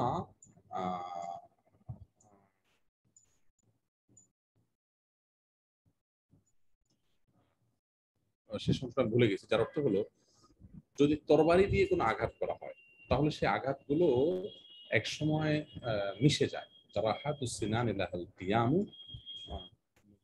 একটা তরবারির আঘাতগুলো এক সময় মানুষের মুছে যায়, থাকে না। কিন্তু মানুষের জবান দ্বারা যে আঘাতগুলো করা হয়ে থাকে সেই আঘাতগুলো কখনো মুছে না। ওয়ালা ইয়ালতাইমু মা জারাহাল লিসান, এরকম সম্ভবত শেষের অংশ, যে মানুষের মুখ দ্বারা যে আঘাত করা হয় সেটা মানুষের অন্তর থেকে আসলে সহজে চায় না, খুব জটিল একটা জায়গা। এগুলো থেকে আমাদের বেঁচে থাকার চেষ্টা করা উচিত। আল্লাহ তাআলা তৌফিক দান করুন। আমরা শেষাংশে চলে আসছি এবং শুধুমাত্র পদ্ধতিটা একটু বলে দিই, এরপর প্রশ্নতে আমরা প্রবেশ করব যে কিভাবে আমরা জুবানের হেফাজত করতে পারি। সর্বপ্রথম কথা হলো যে তাকওয়াকে মজবুত করার চেষ্টা করা। অন্তরে আল্লাহ তাআলার ভয় যদি জাগ্রত হয় যে আমার এই জুবানের ব্যবহার যাই বলবো সেটা হাদার হবে না, অর্থাৎ সেটা আপনার আমার এই কথাটা আপনার কোনো বিনে চলে যাবে, এটার কোনো আপনার মূল্যহীন হয়ে থাকবে, এটা এরকম না। প্রতিটি কথাই এটার মূল্যায়ন হবে, সেটা হয় নেক আমলে পাল্লাযুক্ত হবে আর না বদআমলে পাল্লাযুক্ত হবে। হয় সেটা আমার ভালো কাজ হিসেবে গণ্য হবে, আর নাহলে মন্দ কাজ হিসাবে গণ্য হবে। এর বাইরে যাওয়ার কোনো সুযোগ নেই। তো এই কথাটা যখন অন্তরের ভিতরে আমাদের বসে যাবে, তাকওয়া যখন মজবুত হবে, তখন ইনশাআল্লাহ জবানের কাজ করাটা আমাদের জন্য সহজ হবে। যেন তাকওয়াকে মজবুত করার চেষ্টা করা। দ্বিতীয়ত হলো সকল ভালো কাজ, সকল ভালো কাজের অভ্যাস তৈরি হওয়ার জন্য এবং সকল মন্দ কাজ থেকে বদঅভ্যাস দূর করবার জন্য সবচেয়ে পাওয়ারফুল আমল হলো সৎসঙ্গ অবলম্বন করা, অসৎ সঙ্গ পরিহার করা। আপনি যখন ভালো নেককার মানুষের সাথে উঠবেন, যে মানুষগুলো তাকওয়া চর্চা করে, তাদের মধ্যে আল্লাহর ভয় আছে, হ্যাঁ, তারা আল্লাহ রাব্বুল আলামিনের খৌফ খশিয়াতকে অন্তরে লালন করেন, ধারণ করেন। এই মানুষগুলোর সাথে যখন আপনি ভরসা করবেন, তাদের সাথে যখন আপনার চলাফেরা হবে, তখন কিন্তু আপনি দেখবেন যে ইনশাআল্লাহ বিইذনিল্লাহ আপনার দ্বারা ভালো কাজ করা সহজ হচ্ছে। একজন নেককার বন্ধুর সাথে আপনি যদি সামনে যদি কারো গীবত করেন, তিনি আপনাকে বাধা দিবেন গীবত করার দরকার, কিন্তু যার ভিতরে এই চেতনা নাই, আল্লাহর ভয় নাই, তাকওয়া নাই, সেটা আপনাকে বাধা দিবে না। আর এই জন্যই দিন মানার জন্য, দিনের উপরে চলার জন্য, দিন চর্চা করার জন্য সোসাইটি বলেন, পরিবেশ বলেন, এটার গুরুত্ব অপরিসীম। এটা আমাদের মধ্যে আনার চেষ্টা আমরা আপ্রাণভাবে করবো। আল্লাহ তাআলা তৌফিক দান করুন। ৩ নম্বর যেটি, তা হলো বেশি বেশি আল্লাহর ইস্তেগফার করা বা আল্লাহ জিকির করা এবং দোয়া করা, আল্লাহর সাহায্য চাওয়া, আল্লাহর সাহায্য চাওয়া। আল্লাহ আমার জবানকে নিয়ন্ত্রণ করার তৌফিক দান করো। আর জবান হেফাজত করতে না পারলে নিজের প্রতি নিজে বিভিন্ন রকমের জরিমানা আরোপ করা যেতে পারে। যেমন কথার কথা, আপনি আজকে ফোন করলেন, যে প্রতিজ্ঞা করলেন যে আজকের দিনে আমি কারো সমালোচনা করবো না, আমার দ্বারা আমার মুখের ব্যবহার দিয়ে কাউকে কষ্ট দেবো না, এটা আপনি প্ল্যান করলেন। অনেক মানুষ আছে নামাজি কালামি সালাত সিয়াম করেন, তা ইসলামের অন্যান্য বিধিবিধানগুলো তিনি মানার চেষ্টা করেন, কিন্তু তার জবান দিয়ে তিনি মানুষকে কষ্ট দেন, আঘাত দেন, এবং এই ব্যাপারটাকে তিনি তেমন কোনো দোষণীয়ই মনে করেন এবং অহরহ অবলীলায় তিনি সেগুলো করে যাচ্ছেন। এই বিষয়গুলোর জন্য স্মরণ করতে হয়, সংকল্প করতে হয়, প্রতিজ্ঞা করতে হয় যে আমি আজ এটা করবো না, কাল এটা করবো না, এই সপ্তাহে এটা করবো না, এই মাসে এটা করবো না। যদি হয়ে যায় তাহলে সেক্ষেত্রে আমি নিজের উপরে যে দণ্ড আরোপ করবো, জরিমানা এবং ক্ষতিপূরণ আমি আরোপ করবো, যে তাহলে আমাকে এত টাকা নফল নামাজ পড়বো, বা এটা এতটা রোজা রাখবো, বা এত টাকা আল্লাহর রাস্তায় দান করবো, এরকম কিছু একটা আরোপ করা নিজের উপরে। এগুলোর মাধ্যমে ইনশাআল্লাহ যেটা আমরা পাপের কাজ, হারাম কাজ এবং গুনাহের কাজ থেকে বেঁচে থাকতে পারবো। আল্লাহ তাআলা আমাদের সবাইকে তৌফিক দান করুন। আমরা যেন আমাদের জবানের হেফাজত করতে পারি, জবানের হেফাজতের গুরুত্ব যেন আমরা আঁচ করতে পারি, উপলব্ধি করতে পারি। সেই তৌফিক আল্লাহর কাছে আমরা কামনা করি। হাদা ওয়াসাল্লি ওয়াসাল্লিম আলা নবিয়িনা মুহাম্মদ ওয়া জাযাকুমুল্লাহু খাইরা। আমরা যেহেতু দেরিতে শুরু করেছি, সেজন্য সময়টা আমরা সেভাবে বাড়িয়ে 15 মিনিট দেরিতে শুরু করেছিলাম, 15 মিনিট অতিরিক্ত সময় আমরা নিয়েছি। এখন বোধহয় আমরা প্রশ্নোত্তরের সেশনে আমরা চলে যেতে পারি। প্রশ্নোত্তর শীটে যেগুলো চলে আসছে সেগুলো প্রায় 30টা প্রশ্ন। এতগুলো প্রশ্ন উত্তর আমরা দিতে পারবো কিনা জানি না, চেষ্টা করে দেখি যে কয়টা যায়। প্রথম প্রশ্ন হলো, আমার শাশুড়ি আমাকে প্রায়ই আজে বাজে কথা শোনায় এবং মাঝে মাঝে আমার পরিবারকে নিয়েও বলে।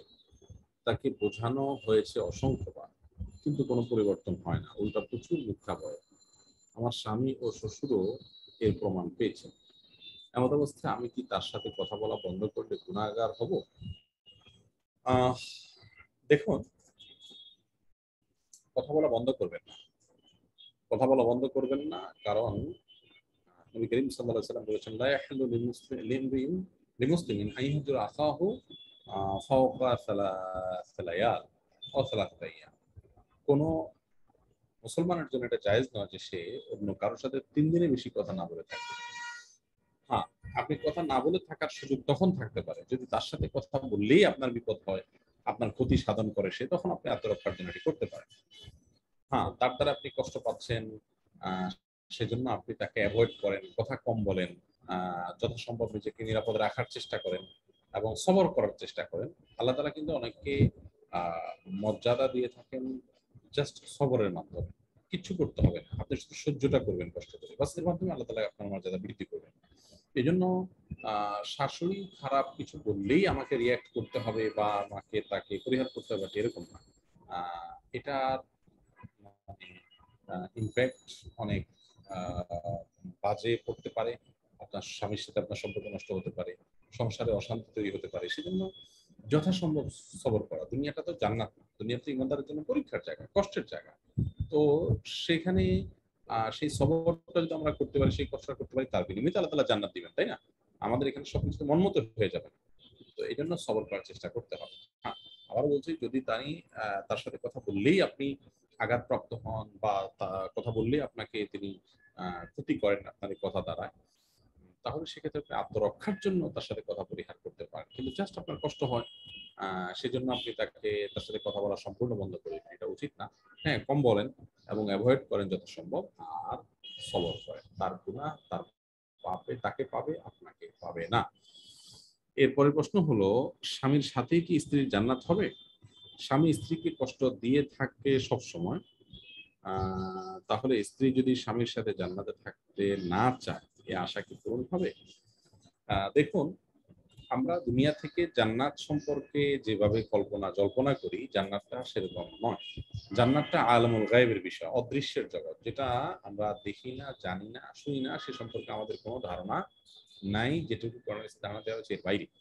তো এই জন্য দুনিয়াতে আপনি আপনার স্বামীকে যেভাবে পাচ্ছেন, আখেরাতে তো সেভাবে পাবেন এমনটা জরুরি না। আর হ্যাঁ, স্বামী স্ত্রী একসাথে থাকবে সেটাও জরুরি না। স্বামী স্ত্রী উভয় যদি তাদের ইমানের মাধ্যমে, নেকামলের মাধ্যমে একে অন্যের কাছাকাছি, দুনিয়াতে যদি একে অন্যের আদর্শবান হয়, উভয় যদি আল্লাহর পথের প্রতীক হয়, তাহলে ইনশাআল্লাহ তারা উভয় জান্নাতে একসাথে থাকবেন। সে আশা অত্যন্ত জোরালোভাবে করাই যায়। কিন্তু যদি দুজন দুই পথের প্রতীক হয়, তাহলে তো সেক্ষেত্রে সে আশা করা যায় না। স্ত্রী হিসাবে স্বামীর আচরণে কষ্ট পেয়ে তার সাথে আমি জান্নাতে থাকতে চাই না, এমনটি বলা উচিত নয়। জান্নাতীরা যখন জান্নাতে যাবে, তাদের অন্তরে একটা রিফ্রেশমেন্টের অভিযান আল্লাহ তাআলা চালাবেন এবং তাদের অন্তরে যে গিল আছে, গিল কোরআনের ভাষায় হিংসা, এই সমস্ত হিংসাগুলো আল্লাহ তাআলা বের করে দিবেন। এগুলো কোনোটা মানুষের অন্তরে থাকবে না। তো আপনি আজকে যে ক্ষোভটা ফিল করছেন, এই ক্ষোভটা আপনার থাকবে না জান্নাতের বরকত যখন হবে। আপনি সেই চিন্তাই মাথায় নেন না যে জান্নাতে আমি তার সাথে কিভাবে থাকবো, সে এরকম খারাপ মানুষ। এটা আপনার স্মৃতি থেকেই মানে স্থায়ীভাবে মুছে যাবে যদি আল্লাহ তাআলা আপনার উভয়ের জান্নাতের ফয়সালা করেন। বিধায় আপনি সেটা নিয়ে চিন্তা করতে যেন না যে অমানুষের সাথে বা খারাপ মানুষের সাথে আমি কিভাবে জান্নাতে যাবো। এটা ভুল। আর তাছাড়া মানুষকে ক্ষমা করে দেয়া, এটা তো একটা ইবাদত, তাই না? মিষ্টি ইবাদতের চাইতে যে ইবাদত গুলো কষ্ট হয়, সেই ইবাদত গুলোর গুরুত্ব অনেক বেশি। সেজন্য এই জাতীয় পরিস্থিতিতে নিজেকে নিয়ন্ত্রণ করা, নিজেকে আপনার পরীক্ষায় উত্তীর্ণ করা, সবরের অভ্যস্ত করা, এটা আমাদের জন্য খুবই গুরুত্বপূর্ণ একটি বিষয়। এরপরে প্রশ্ন হলো, স্বামীকে দেখানোর জন্য কি নিজের চুল ছোট করা যাবে? হ্যাঁ, যাবে। দেখানোর জন্য নিজের চুল ছোট করা যাবে। মহাত্মা মুমিনদের কেউ কেউ নিজেদের চুল ছোট করেছেন, তবে এত ছোট করে ফেললেন যেটা পুরুষের সাথে সাদৃশ্য হয়ে যায়, এটা উচিত না। এবং ফাসেক যে মহিলা আছে, বিভিন্ন আপনার অভিনেত্রী, মডেল, এই তথাকথিত, এদের সাদৃশ্য গ্রহণ এর বিষয়ে যেন না হয়, সেটা আপনি খেয়াল করবেন যে এদের সাথে যেন সাদৃশ্য হয়ে না যায়। যদি এর সাথে সাদৃশ্য হয় তাহলে সেটা আপনার সমস্যা এবং সেটা কিন্তু শরীয়তে নিষিদ্ধ। আচ্ছা, এরপরে তাহলে মৌলিক হলো আপনি ছোট করতে পারবেন, কিন্তু যে ওই ক্রাইটেরিয়া গুলো মাথায় রাখতে হবে। এরপর প্রশ্ন হলো, আত্মীয়র মধ্যে কেউ নেশা করলে, সালাত না পড়লে, এক কথা ইসলামী শরীয়তের বাইরে থাকলে, কোন নসিহা সে যদি না শুনে, তাহলে এই ধরনের আত্মীয়র সঙ্গে সম্পর্ক রাখা যাবে কিনা, তাদের দান সৎকার করা যাবে? যদি কোনো প্রকার কথা না শুনে খারাপের পথে চলে, তাহলেও তাদের সাথে সম্পর্ক রাখতে হবে। এই অজুহাতে তাদের সাথে সম্পর্ক ছিন্ন করা যাবে না। আত্মীয়তার সম্পর্কটা এরকম না যে তারা ভালো হলে আপনি রক্ষা করবেন, না হলে করবেন না। না, আত্মীয়তার সম্পর্ক আপনি রক্ষা করতেই হবে সর্বাবস্থায়, এমনকি অমুসলিম হলেও। বাবা মা যদি অমুসলিম হয়, তারা তো সবচেয়ে বড় আত্মীয়। আল্লাহ তাআলা তাদের সম্পর্কে কি বলেছেন যে ইন জাহাদাকা আলা আন তুশরিকা বিল্লাহ, তোমার মা বাবা যদি তোমাকে আল্লাহর সঙ্গে শিরিক করতে, তারা নিজেরা করে তো করে, আপনাকে করতে যদি বাধ্য করে, পীড়াপিড়ি করে, ফালা ফালা তুতিআহুমা, তাহলে মা বাবার সে অন্যায় আদেশের ব্যাপারে তাদের কথা শুনবে না। ওয়াকুল লাহুমা কওলান মারুফা, বা মা বাবাকে ভালো কাজের কথা বলবে। ওয়াসাহিবহুমা ফিদ দুনিয়া মারুফা, তাহলে সেক্ষেত্রে তাদের সাথে ভালো ভাবে বসবাস করবে দুনিয়াতে। তাহলে এখান থেকে বোঝা যায় যে আত্মীয় স্বজন যদি খারাপ পথেও যায়, তারপর তাদের সাথে আমাদের পক্ষ থেকে সদাচরণ, সদ্ব্যবহার, ভালো ব্যবহার এটা করার চেষ্টা থাকতে হবে। আপনি তাদের সাথে সম্পর্ক ছিন্ন করার সুযোগ নেই। হ্যাঁ, সম্পর্ক ছিন্ন আপনি যখন করতে পারেন আহ সাময়িকভাবে, যে যখন সম্পর্ক ছিন্ন করলে বা আপনি তাকে ইগনোর করলে, অ্যাভয়েড করলে, আহ, অভিমান করলে সে প্রেশার ফিল করবে, এবং তারপরে আপনি আশা করতে পারেন সে ভালো পথে আসবে। তো এটার জন্য আপনি পরীক্ষামূলক হিসাবে অস্থায়ীভাবে তার সাথে আপনি অভিমান করলেন, কথাবার্তা বললেন না, তাকে প্রেশার রাখলেন সংশোধন করার জন্য, এরকম আপনি করতে পারেন। তো যদি না, তাহলে সেক্ষেত্রে আপনি তাকে একেবারেই স্থায়ীভাবে ত্যাগ করলেন, এটার কোনো সুযোগ নেই। এই বিষয়টা আমাদের অনেক ভাই বোনরা বুঝতে চান না এবং তারা এক্ষেত্রে ভুল করেন। হ্যাঁ, একটা বিষয় হলো যে তাদেরকে আর্থিক সহায়তা করা যাবে কিনা। যদি আপনার দেওয়া টাকা দিয়ে সে নেশা করবে, নেশার কাজে হেল্প করবে, তাহলে তো আপনি এটা করবেন না। হ্যাঁ, আর যদি এমন হয় যে আপনার টাকা দিয়ে কোনো উপার্জনের ব্যবস্থা করবে, বা আপনার ভালো কিছু হালাল কোনো কিছু কিনে খাবে, বা হালাল কোনো খাতে ব্যয় করবে, তাহলে সেক্ষেত্রে সে যদি নামাজ নাও পড়ে, সে যদি আপনার অন্য কোনো খারাপ অভ্যাসতা থাকে, তারপরেও তাকে আর্থিকভাবে আপনি সহায়তা করতে পারবেন এজ এ আত্মীয়। যদিও হাদিসে আসছে ওয়ালা ইয়াকুল তুআমাকা ইল্লা তাকী, তোমার খাবার যেন কোনো নেককার, কোনো পরেজগার, কোনো মুত্তাকি মানুষ ছাড়া আর কেউ না খায়, এটা নবী সাল্লাল্লাহু আলাইহি ওয়াসাল্লাম আমাদেরকে নিষেধ করেছেন। তো এখন এরকম আত্মীয় স্বজন যদি হয়, তাকে আমি দান করলাম শুধুমাত্র তার বেঁচে থাকার প্রয়োজনে, তার এজ এ আত্মীয় সে যেন সুস্থভাবে বেঁচে থাকতে পারে সেজন্য আপনি খাবার দিলেন, দিয়ে দিলেন, সাহায্য করলেন, সেটি জায়েজ আছে এই ক্ষেত্রে, যেহেতু সে তার আত্মীয়তার বন্ধন রক্ষা করার জন্য এটি করবেন। নবী করিম সাল্লাল্লাহু আলাইহি ওয়াসাল্লাম বলেছেন যে আল মিসকিন সাদাকা, সাধারণ মিসকিনকে দান করলে একটা সাদাকার সওয়াব হয়। ওয়াস সাদাকাতু আলা যিল আকরাবাই যাবিল আকরাবাই সিলাতুন ওয়া সাদাকা, আর যদি কেউ আত্মীয় স্বজনকে দান করে তাহলে সেটা কারণে ডাবল সওয়াব পায়। একটা হলো আত্মীয়তার বন্ধন রক্ষা করার সওয়াব, আর হলো সাদাকা বা দানের সওয়াব, তাহলে ডাবল সওয়াব সে পাচ্ছে। এজন্য সে যদি আপনার টাকা পেয়ে সরাসরি কোনো খারাপ কাজ করবে, মাদক সেবন করবে, হারাম জিনিস কিনবে, তাহলে তো দেওয়া যায় না। কিন্তু এর বাইরে সাধারণ চলাফেরার জন্য তাকে আপনি দিতে পারেন, এবং সে বেনামাজি হলেও। কারণ আত্মীয়তার আত্মীয়র সঙ্গে সম্পর্ক রক্ষা করতে হবে, সুসম্পর্ক বজায় রাখার চেষ্টা করতে হবে, সে যেটাই হোক না কেন। এরপরে প্রশ্ন হলো, আমার বাবা মাকে হাত খরচের জন্য যথেষ্ট টাকা দেয়, আমার বাবা মাকে হাত খরচের জন্য যথেষ্ট টাকা দেয় না। এখন আম্মু নানা বাড়ি থেকে যে টাকা পেয়েছে সেটা ব্যাংকে রেখে তা থেকে যে লাভ আসে তার থেকে প্রয়োজনীয় কাজে লাগায়, কিন্তু টাকাটা ইসলামী ব্যাংকে রাখা না। এখন আমার দরকারেও আম্মুর কাছে টাকা চাওয়া লাগে। এখন আমি কি টাকাটা নিতে পারবো? আর আম্মুরও কোনো উপায় নেই, এই টাকাটা নেয়া কি আমার ও আম্মুর জন্য জায়েজ হবে? বেশ দীর্ঘ এবং বড় একটা প্রশ্ন। আপনার মায়ের যদি অন্য কোনো উপার্জন না থাকে, বাবা যদি খরচ না দেয়, সেক্ষেত্রে ডিপোজিট যেটা আছে সেটা হয় ভেঙে ভেঙে খাবেন, আর না হলে ব্যবসায় খাবেন। আপনি বলেছেন যে সুদী প্রতিষ্ঠান আছে, কোনো কিছু করার নেই, কেন কিছু করার থাকবে না? নির্দিষ্ট স্কিমে থাকলে সেটাকে তুলে ফেলেন, সামান্য কিছু মানে লস দিয়ে হলেও তুলে ফেলে সেটাকে কোনো ভালো বিশ্বস্ত ব্যক্তির মাধ্যমে ব্যবসা কাটাতে পারেন। নিজেরা ঘরোয়া পরিবেশে থেকে কোনো হালাল ইনকামের সোর্স বের করতে পারেন। এগুলো কোনোটা করা যাচ্ছে না, তাহলে সেক্ষেত্রে আপনি যেটা করতে পারেন সেটা হলো ওই যে আহ, কি বলে এটাকে, ইসলামী কোনো ব্যাংকে আপনি রাখতে পারেন, সেটা সর্বশেষ চিকিৎসা, সর্বশেষ মাত্রা। কিন্তু যেভাবে আছে এভাবে শুধু ব্যাংকে রেখে আপনারা সুদ ভোগ করছেন, এটা আপনার জন্য হারাম হচ্ছে।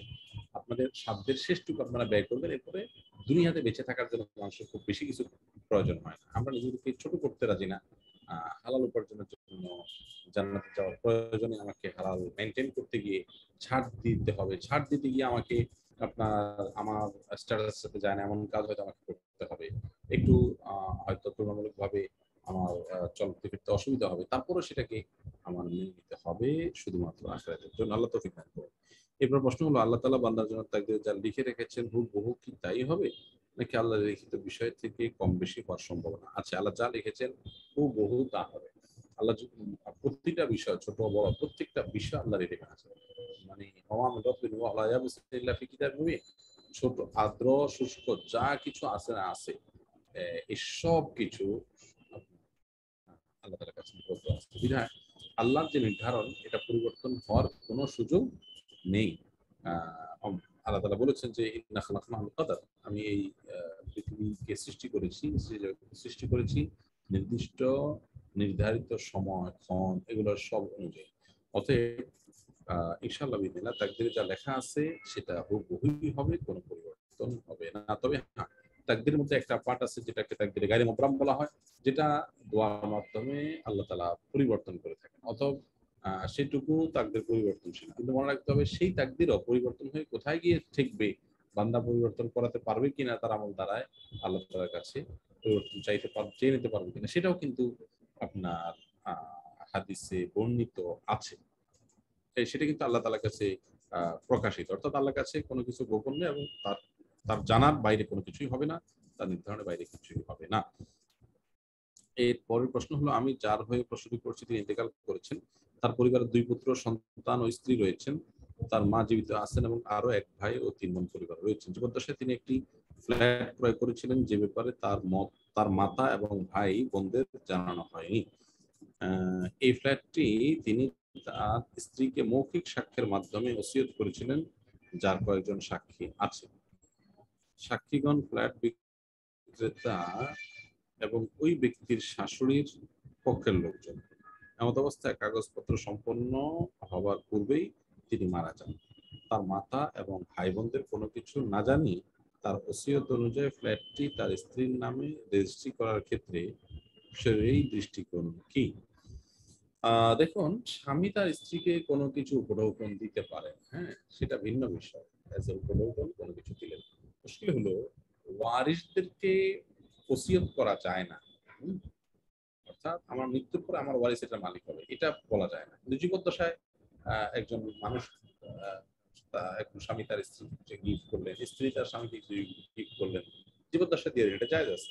কিন্তু তিনি যদি ওসিয়ত করেন যে আমার মৃত্যুর পর এটা কার্যকর হবে, এটা অমুককে পাবে। এটাকে বলা ওসিয়ত। তো মৃত্যুর পর পাবে এরকম কিছু বললে ওসিয়ত করলে সেক্ষেত্রে ওয়ারিসের জন্য ওসিয়ত করা যায় না, অন্য লোকের জন্য ওসিয়ত করা যায়। স্ত্রী যেহেতু ওয়ারিসের তালিকার মধ্যে আছেন, অর্থাৎ স্বামী মারা যাওয়ার পরে তার পৈতৃক সম্পদে ভাগ পাচ্ছেন, তার মানে ওয়ারিস হচ্ছে, নির্দিষ্ট হার আছে তার জন্য, সেজন্য তিনি ওয়ারিস হচ্ছেন। তো এরকম ওয়ারিস জন্য ওসিয়ত করা জায়েজ নয়। তবে অন্যান্য ওলামা কেরাম এটিকে শর্ত করেছেন যে অন্যান্য যে হকদাররা আছে তারা যদি তাকে ছাড় দেয় তাহলে তার জন্য সেটি জায়েজ হবে, অন্যথা জায়েজ নয়। এরপরে প্রশ্ন হলো, আল্লাহ তাআলা বান্দার জন্য সরি এই প্রশ্ন উত্তর দিয়েছি আমরা, পাইরেটেড সফটওয়্যার ব্যবহার করা কি জায়েজ আছে? গুরুত্বপূর্ণ একটা প্রশ্ন। এটা নিয়ে ডক্টর জাকির নায়েক উত্তর দিয়েছেন এবং তিনি নাজায়েজ বলেছেন। আমার এক্ষেত্রে একটা ছোট্ট স্টাডি আছে, সেটা হলো যে যদি পাইরেসি সফটওয়্যার ব্যবহারের ক্ষেত্রে সংশ্লিষ্ট কোম্পানির মৌখিক বা মৌন সম্মতি থাকে, তারা জানে এবং তাদের অনেক কিছু করার আছে কিন্তু তারা করছে না, বিশেষ করে গরিব থার্ড ওয়ার্ল্ডের দেশ এরকম ইয়েতে অঞ্চলে তারা যথেষ্ট ছাড় অনেক সময় দিয়ে থাকে। যেমন বোধহয় অ্যাডোবি এই প্রতিষ্ঠানে আমি এক ভাইকে দিয়ে ফোন করাইছিলাম এবং তাদেরকে জিজ্ঞেস করা হয়েছিল যে আপনাদের এই সফটওয়্যারটা তো নকল ভার্সনটা বাংলাদেশে অহরহ ইউজ হয়, তো অথচ এটার মূলটা কেনার সুযোগও সম্ভবত নাই এখানে। আপনারা তো জানেন সবকিছু, তো আপনারা ব্যবস্থা গ্রহণ কেন করছেন? তখন তাদের রিপ্লাই থেকে তিনি যেটা বুঝতেন যে তারা এই বিষয়ে বাংলাদেশের মতো গরিব দেশে তারা সেভাবে মার্কেটিং তাদের সম্প্রসারণ তারা করতে চায় না, মানুষ করছে এই বিষয়টাকে তারা একরকম অনুমোদন দিয়ে রাখছে। তো এরকম যদি হয় সেটা তো জায়েজ আছে। এরকম যদি না হয় তাহলে সেক্ষেত্রে পাইরেটেড আপনার সফটওয়্যার ব্যবহার করার কোনো সুযোগ নেই। কারণ এর মাধ্যমে তাদের হক নষ্ট হয়ে থাকে। যত দাম হোক, মূলটার দাম অনেক বেশি, তারপরে মূলটাই কিনতে হবে যদি কোম্পানির পক্ষ থেকে এরকম অনুসম্মতন বা ছাড় না থাকে। এই জন্য কোন কোম্পানিতে সুযোগ আছে না আছে এগুলা একটু নিরীক্ষণ করতে হবে। আমাদের সুযোগগুলো আমরা ইনশাল্লাহ দেখি উইন্ডোজ বা এরকম যে সমস্ত সফটওয়্যারগুলো আমরা সচরাচর ইউজ করে থাকি বা আপনার পাইরেটেড সফটওয়্যার, সেগুলো আমরা জানার চেষ্টা করবো। আমাদের অফিসে আমাদের পিসি গুলোতে আমাদের ভিডিও যেখানে হয় এগুলো সবগুলো মূল সফটওয়্যার কেনা থাকে। যদিও কিছু কিছু সফটওয়্যার আছে যেগুলো আসলে মূলটা কেনা আমাদের জন্য বাংলাদেশের মানুষের জন্য অসম্ভবের মতো, অনেক কঠিন, দুঃসাধ্য ব্যাপার। এগুলোর ব্যাপারে তাদের যে ছাড়ে মানসিকতা আছে, সে বিষয়টাকে আমরা অনুমোদন হিসাবে নিয়ে ব্যবহার করতে পারি। মৌন সম্মতিটা শরীয়তে সম্মতি হিসাবে গণ্য করা হয়। তারা জানার পরে বলে যে আমরা জানি এবং আমরা ছাড় দিয়ে দিচ্ছি, আর হলো যে ছাড় দেয় নাই, তাদের কিছু করার নাই, সেজন্য তারা নিরুপায়, তাহলে সেটা আবার আমাদের জন্য অনুমোদিত হবে না, অনুমোদিত হবে না। আমরা যে প্যারেন্ট সফটওয়্যারগুলো ইউজ করছি, অনেকগুলো কোম্পানি আছে, এই কোম্পানিগুলো এই সফটওয়্যারগুলো তারা বাজারে মানুষ বিভিন্নভাবে ব্যবহার করে, সেগুলো তাদের মৌন সম্মতি এবং অনুমোদন থাকে, আমরা জানি। এগুলো একটু পরখ করে নিতে পারলে ভালো। সাম্প্রতিক জাকাত ফরজ হওয়ার বিধানের বিষয়ে আপনার আলোচনা শুনে এখন বুঝতে পেরেছি আমার বাবার জন্য জাকাত প্রায় 500 বছর আগেই ফরজ হয়েছে, কিন্তু আগে না জানার কারণে জাকাত এখনো দেওয়া হয়নি। এখন আমাদের জন্য 5-6 বছর আগের জাকাত দেয়া কি আবশ্যক, নাকি শুধু গত বছর জাকাত দিলেই হবে? দিতে হবে, আগের জাকাত দিতে হবে। ওয়ারিস হিসাবে আপনারা তার সম্পদ থেকে এটা তার দেনা রেখে গেছেন তিনি, অতএব দেনা পরিশোধ করতে হবে আপনাদের। এখন জাকাতের বিষয়ে বাবাকে বলার পর উনি জাকাত দিতে চাচ্ছেন না। উনি যদি ওনার সম্পদের জাকাত না দেন তাহলে তো উনি আল্লাহর কাছে গুনাহগার হবেন, কিন্তু আপনার দায়িত্ব তাকে বোঝানো এবং তাকে দিয়ে জাকাত আদায় করানো। এই চেষ্টাটা আপনারা করবেন ইনশাআল্লাহ। আর যদি আপনার বাবা জাকাত না দেন তাহলে সেক্ষেত্রে তিনি গুনাহগার হবেন। পরবর্তী তার সম্পদ থেকে আপনি আয় করলে আপনি তার জন্য হারামের ভাগীদার হবেন না, যেটা আপনি আপনার দায়িত্ব পালন করেছেন। তবে বাবা যদি জাকাত আদায় না করে মারা যান, যে কোনো আদায় করেন নাই, তার সম্পদ থেকে তার সম্পদ দিয়ে তার পক্ষ থেকে জাকাত দিয়ে দিতে পারে। এরপরে আপনি প্রশ্ন করেছেন যে আমার বয়স 18 বছর, তখন বাবা মা বিবাহ বিচ্ছেদ হয়। আমার মা তার টাকা সুদভিত্তিক ব্যাংকে এবং সরকারি তহবিলে আমার নামে বিনিয়োগ করেন। সে সময় আমার বড় ভাই বিদেশে, তখন তার আর্থিক অবস্থা ভালো ছিল না। আমি সচ্ছল না হওয়া সত্ত্বেও মাকে সাহায্য করি, কিন্তু আমি সবসময় অপরাধ বোধ করি যে আমি তাকে হারাম কিছুতে সমর্থন করছি। এখন আমার ভাইও ভালো রোজগার করে, আমার মা তার সন্তানদের থেকে কোনো আর্থিক সাহায্য নিতে অস্বীকার করে। আল্লাহ আমাকে এই জন্য শাস্তি দিবেন? আমি যখন তার সম্পদ থেকে আমার নাম কাটতে বলি তখন সে খুব রেগে যান। এখন আমার কি করা উচিত এবং কিভাবে? আপনি আপনার চেষ্টা অব্যাহত রাখতে হবে। এরপর জোরপূর্বক যদি তিনি আপনার নাম ব্যবহার করে নেন, অন্যায় আপনাকে জড়ান, তাহলে সেক্ষেত্রে তিনি তার জন্য দায়ভার বহন করবেন। কিন্তু আপনার চেষ্টা, আপনার যদি নিজে থেকে কাটানোর কোনো স্কোপ থাকে, তিনি অসন্তুষ্ট হলেও রেগে গেলেও আপনি কাটে আসবেন। ফর এক্সাম্পল অফিসে গিয়ে, সংশ্লিষ্ট আর্থিক প্রতিষ্ঠানে গিয়ে আপনি আপনার নাম কাটানোর যদি কোনো রাস্তা থাকে, সে রাস্তা আপনাকে অবলম্বন করতে হবে এবং করা উচিত। এরপর কোনো সুযোগ যদি না থাকে তাহলে তো আপনি নিরুপায়। তবে শুরু থেকে আপনি যে জয়েন করেছেন অন্যায় সহযোগী হিসাবে, সেজন্য আল্লাহর কাছে আপনাকে ইস্তেগফার করতে হবে, তওবা অব্যাহত রাখতে হবে। এরপর প্রশ্ন হলো যে আমি জনশক্তি রপ্তানি ব্যবসা করি, এই ব্যবসা কি হালাল অথবা ইসলাম সমর্থন করে কিনা? অনেক লোক সুদের উপর টাকা ধার নিয়ে বিদেশ যায়, সেটা থেকে যেহেতু আমার আয়, সেটাও কি হালাল হচ্ছে? দেখুন, আপনার কাছে অ্যাজ এ ক্লায়েন্ট বিদেশ যাওয়ার সময় যদি অবৈধ ভাবে টাকা ধার নিয়ে, অর্থাৎ সুদ ভিত্তিক টাকা ধার নিয়ে আপনাকে দেয়, তাহলে সেক্ষেত্রে এখানে দায়টা আপনার না, তার। আহ, এমনকি আপনি সেখান থেকে বলছেন যে আপনি সেখান থেকে পার্সেন্টেজ যেটা পাচ্ছেন বা আপনি প্রফিট যেটা পাচ্ছেন সেটা আপনার জন্য খাওয়া যায় হবে কিনা, যেহেতু সে সুদ ভিত্তিক লোন নিয়েছে।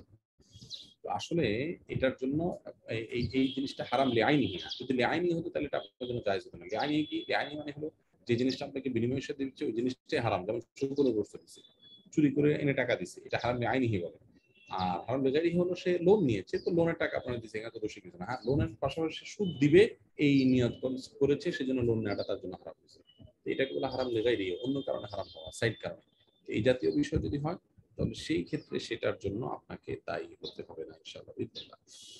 এরপর প্রশ্ন হলো, আমার বাবা বলেন শরীয়ত তরিকত হাকিকত মারিফতের জ্ঞান ছাড়া ইসলাম বোঝা সম্ভব না। আসলে এগুলো কি? দেখুন, ইসলামের স্পিরিচুয়াল একটা দিক আছে, আধ্যাত্মিক একটা দিক আছে, যেটা অস্বীকার করার কোনো সুযোগ নেই। কিন্তু শরীয়তের বা ইসলামের মূল নির্দেশ হলো আল্লাহর আদেশ সবগুলো মেনে চলা, বাহ্যিকভাবে যেগুলো আমরা বুঝতে পারছি সেগুলোকে সেভাবে মেনে চলা। এর পাশাপাশি আমাদের অন্তরকে বিশুদ্ধ করা, আমাদের অন্তরকে সত্যের পথে পরিচালিত করা, এই জন্য আমাদের জন্য জরুরি। এই যে শরীয়ত, মারিফত, তরিকত, হাকিকত, এই প্রকারগুলোকে এইভাবে কোরআন হাদিসে কি বন্টন করে বলে দেওয়া আছে, ওনারা কোথায় পেলেন? ওনাকে নিয়ে আলাপ আলোচনা করা দরকার, কাউন্সিলিং করানো দরকার, আল্লাহ হেদায়েত দান করুন। এটা মানুষকে আসলে সঠিক পথে আনাটাও খুব চ্যালেঞ্জিং। এরপর প্রশ্ন হলো যে আমি একটা পরীক্ষা অংশগ্রহণের জন্য হিসাব করা ছাড়া ছবি দেই। আমি এখন ওই ছবি নিয়ে পরীক্ষা অংশগ্রহণ করতে চাচ্ছি না, কিন্তু আমার বাবা মা সহ পরিবারের সবাই আমাকে পরীক্ষা দেওয়ার জন্য জোর করছে, কেউ আমার কথা শুনছে না, আমি কি করবো? যদি আপনার সেখানে পর্দা লঙ্ঘন হয় পরিপূর্ণভাবে, তাহলে তো আপনি পরীক্ষা অ্যাভয়েড করতে হবে। সেটা বাবা মা অসন্তুষ্ট হলেও সবাইকে জানিয়ে দেবেন আপনার দুর্বলতার জায়গা, যে আমি আল্লাহকে অসন্তুষ্ট করে তোমাদের কথা মানতে পারছি না। আর যদি এলেভেলের সমস্যা না হয়, বরং আপনি ধরুন মাথাও না দিলেন, ওটাকে টেনে দিয়ে আপনি আপনার সৌন্দর্যকে থেকে ঢুকে যেটা ঘন্টা বলে এটা দিয়ে আপনি কাজ সারতে পারেন, তাহলে সেক্ষেত্রে আপনি সেই সুযোগ নিতে পারেন। অন্যথায় আপনার জন্য এটি করা জায়েজ হবে না। নামাজে মহিলাদের সতর কতটুকু খোলা রাখা যায়? পায়ের পাতাটা খোলা রাখা যাবে না। মাথাতে পর্যন্ত পুরো শরীর ঢাকতে হবে, শুধু মুখের যে এই অংশটা, এরিয়াটা, এই অংশটা বাদে এই জামির অংশ, গলা টলা, তারপরে যা বুক, পেট, পিঠ, এই সবগুলো ঢাকতে হবে মেয়েদের। এগুলো সবগুলো সালাতের মধ্যে মেয়েদের জন্য ঢাকা ফরজ। পায়ের পাতার উপরের অংশ এটা ঢাকতে হবে কিনা, অনেক ওলামায়ে বলছেন টাকলু সহ একটু ঢাকলেই চলবে, তবে পায়ের পাতা সহ ঢাকতে পারলে নিরাপদ এবং ভালো। তবে পায়ের যে পাতার তলার অংশ এইটা ঢাকার কোনো আবশ্যকতা নেই, যদিও সেটাকে অনেকে ঢাকতে বলেন। পায়ের পাতা ঢাকা না ঢাকা নিয়ে যথেষ্ট ইখতিলাফ আছে আমাদের মধ্যে। আমরা বললাম যে নিরাপদ হয় ঢাকতে পারবে সেটা। আচ্ছা, কোনো বাসাতে গিয়ে দেখি শোকেসে কিছু পুতুল পুতুল আছে, এমন ঘরে ফেরেশতা আসেন না বলে জানি, তাহলে সেখানে কি সালাত আদায় করলে তা কবুল হবে? কেউ বলে অন্য রুমে সালাত আদায় করলে সমস্যা নেই, আবার কেউ বলে পুতুল সামনে না থাকলে ওই রুমে সালাত আদায় করতে কোনো অসুবিধা নেই। দেখুন, সালাত আদায় করলে সালাত হয়ে যাবে, সালাত হয়ে যাবে ওই রুমে সালাত আদায় করলে। তবে আপনার পাশে যদি কোনো আসলে জায়গা থাকে, কোনো সালাতের ব্যবস্থা থাকে যেখানে পুতুল নাই বা সেখানে কোনো মূর্তি নাই, কোনো প্রতিমা নাই, তাহলে সেখানে আপনি সালাত আদায় করবেন। যদি এখানে পুতুল আছে এই জায়গায় সালাত আদায় করেন, সালাত হয়ে যাবে, কিন্তু সালাতটা মাকরুহ হবে। জাস্ট এটুকু এটা কাজ করলেন। আচ্ছা, একজন হানাফি মাযহাবের অনুসারী হয়েও কি আমি হায়েজের সময় আমার হিফজ চালিয়ে যেতে পারি? যেহেতু একাধিক মাযহাবের সংমিশ্রণ করা জায়েজ নেই জানি, কিন্তু হিফজটা অনেক বাধাগ্রস্ত হচ্ছে, কি করা উচিত? আপনি যদি শিক্ষার্থী হয়ে থাকেন, আপনার হিফজ ধরে রাখার প্রয়োজনে আপনি প্রয়োজন অনুযায়ী এটি করতে পারেন ইনশাআল্লাহ। এরপরে প্রশ্ন হলো, আমার ছেলের বয়স 26-27 বছর হবে, ওর সামনে চুল উঠে গেছে, ও গ্রাফটিং করাতে পারবে? মানে পেছনের চুল থেকে রোল এনে সামনে লাগাতে পারবে? যদি সামনের চুল চলে যায় তাহলে সেক্ষেত্রে পেছনের চুল এনে সেকে ঢাকার চেষ্টা না করাই হলো উচিত।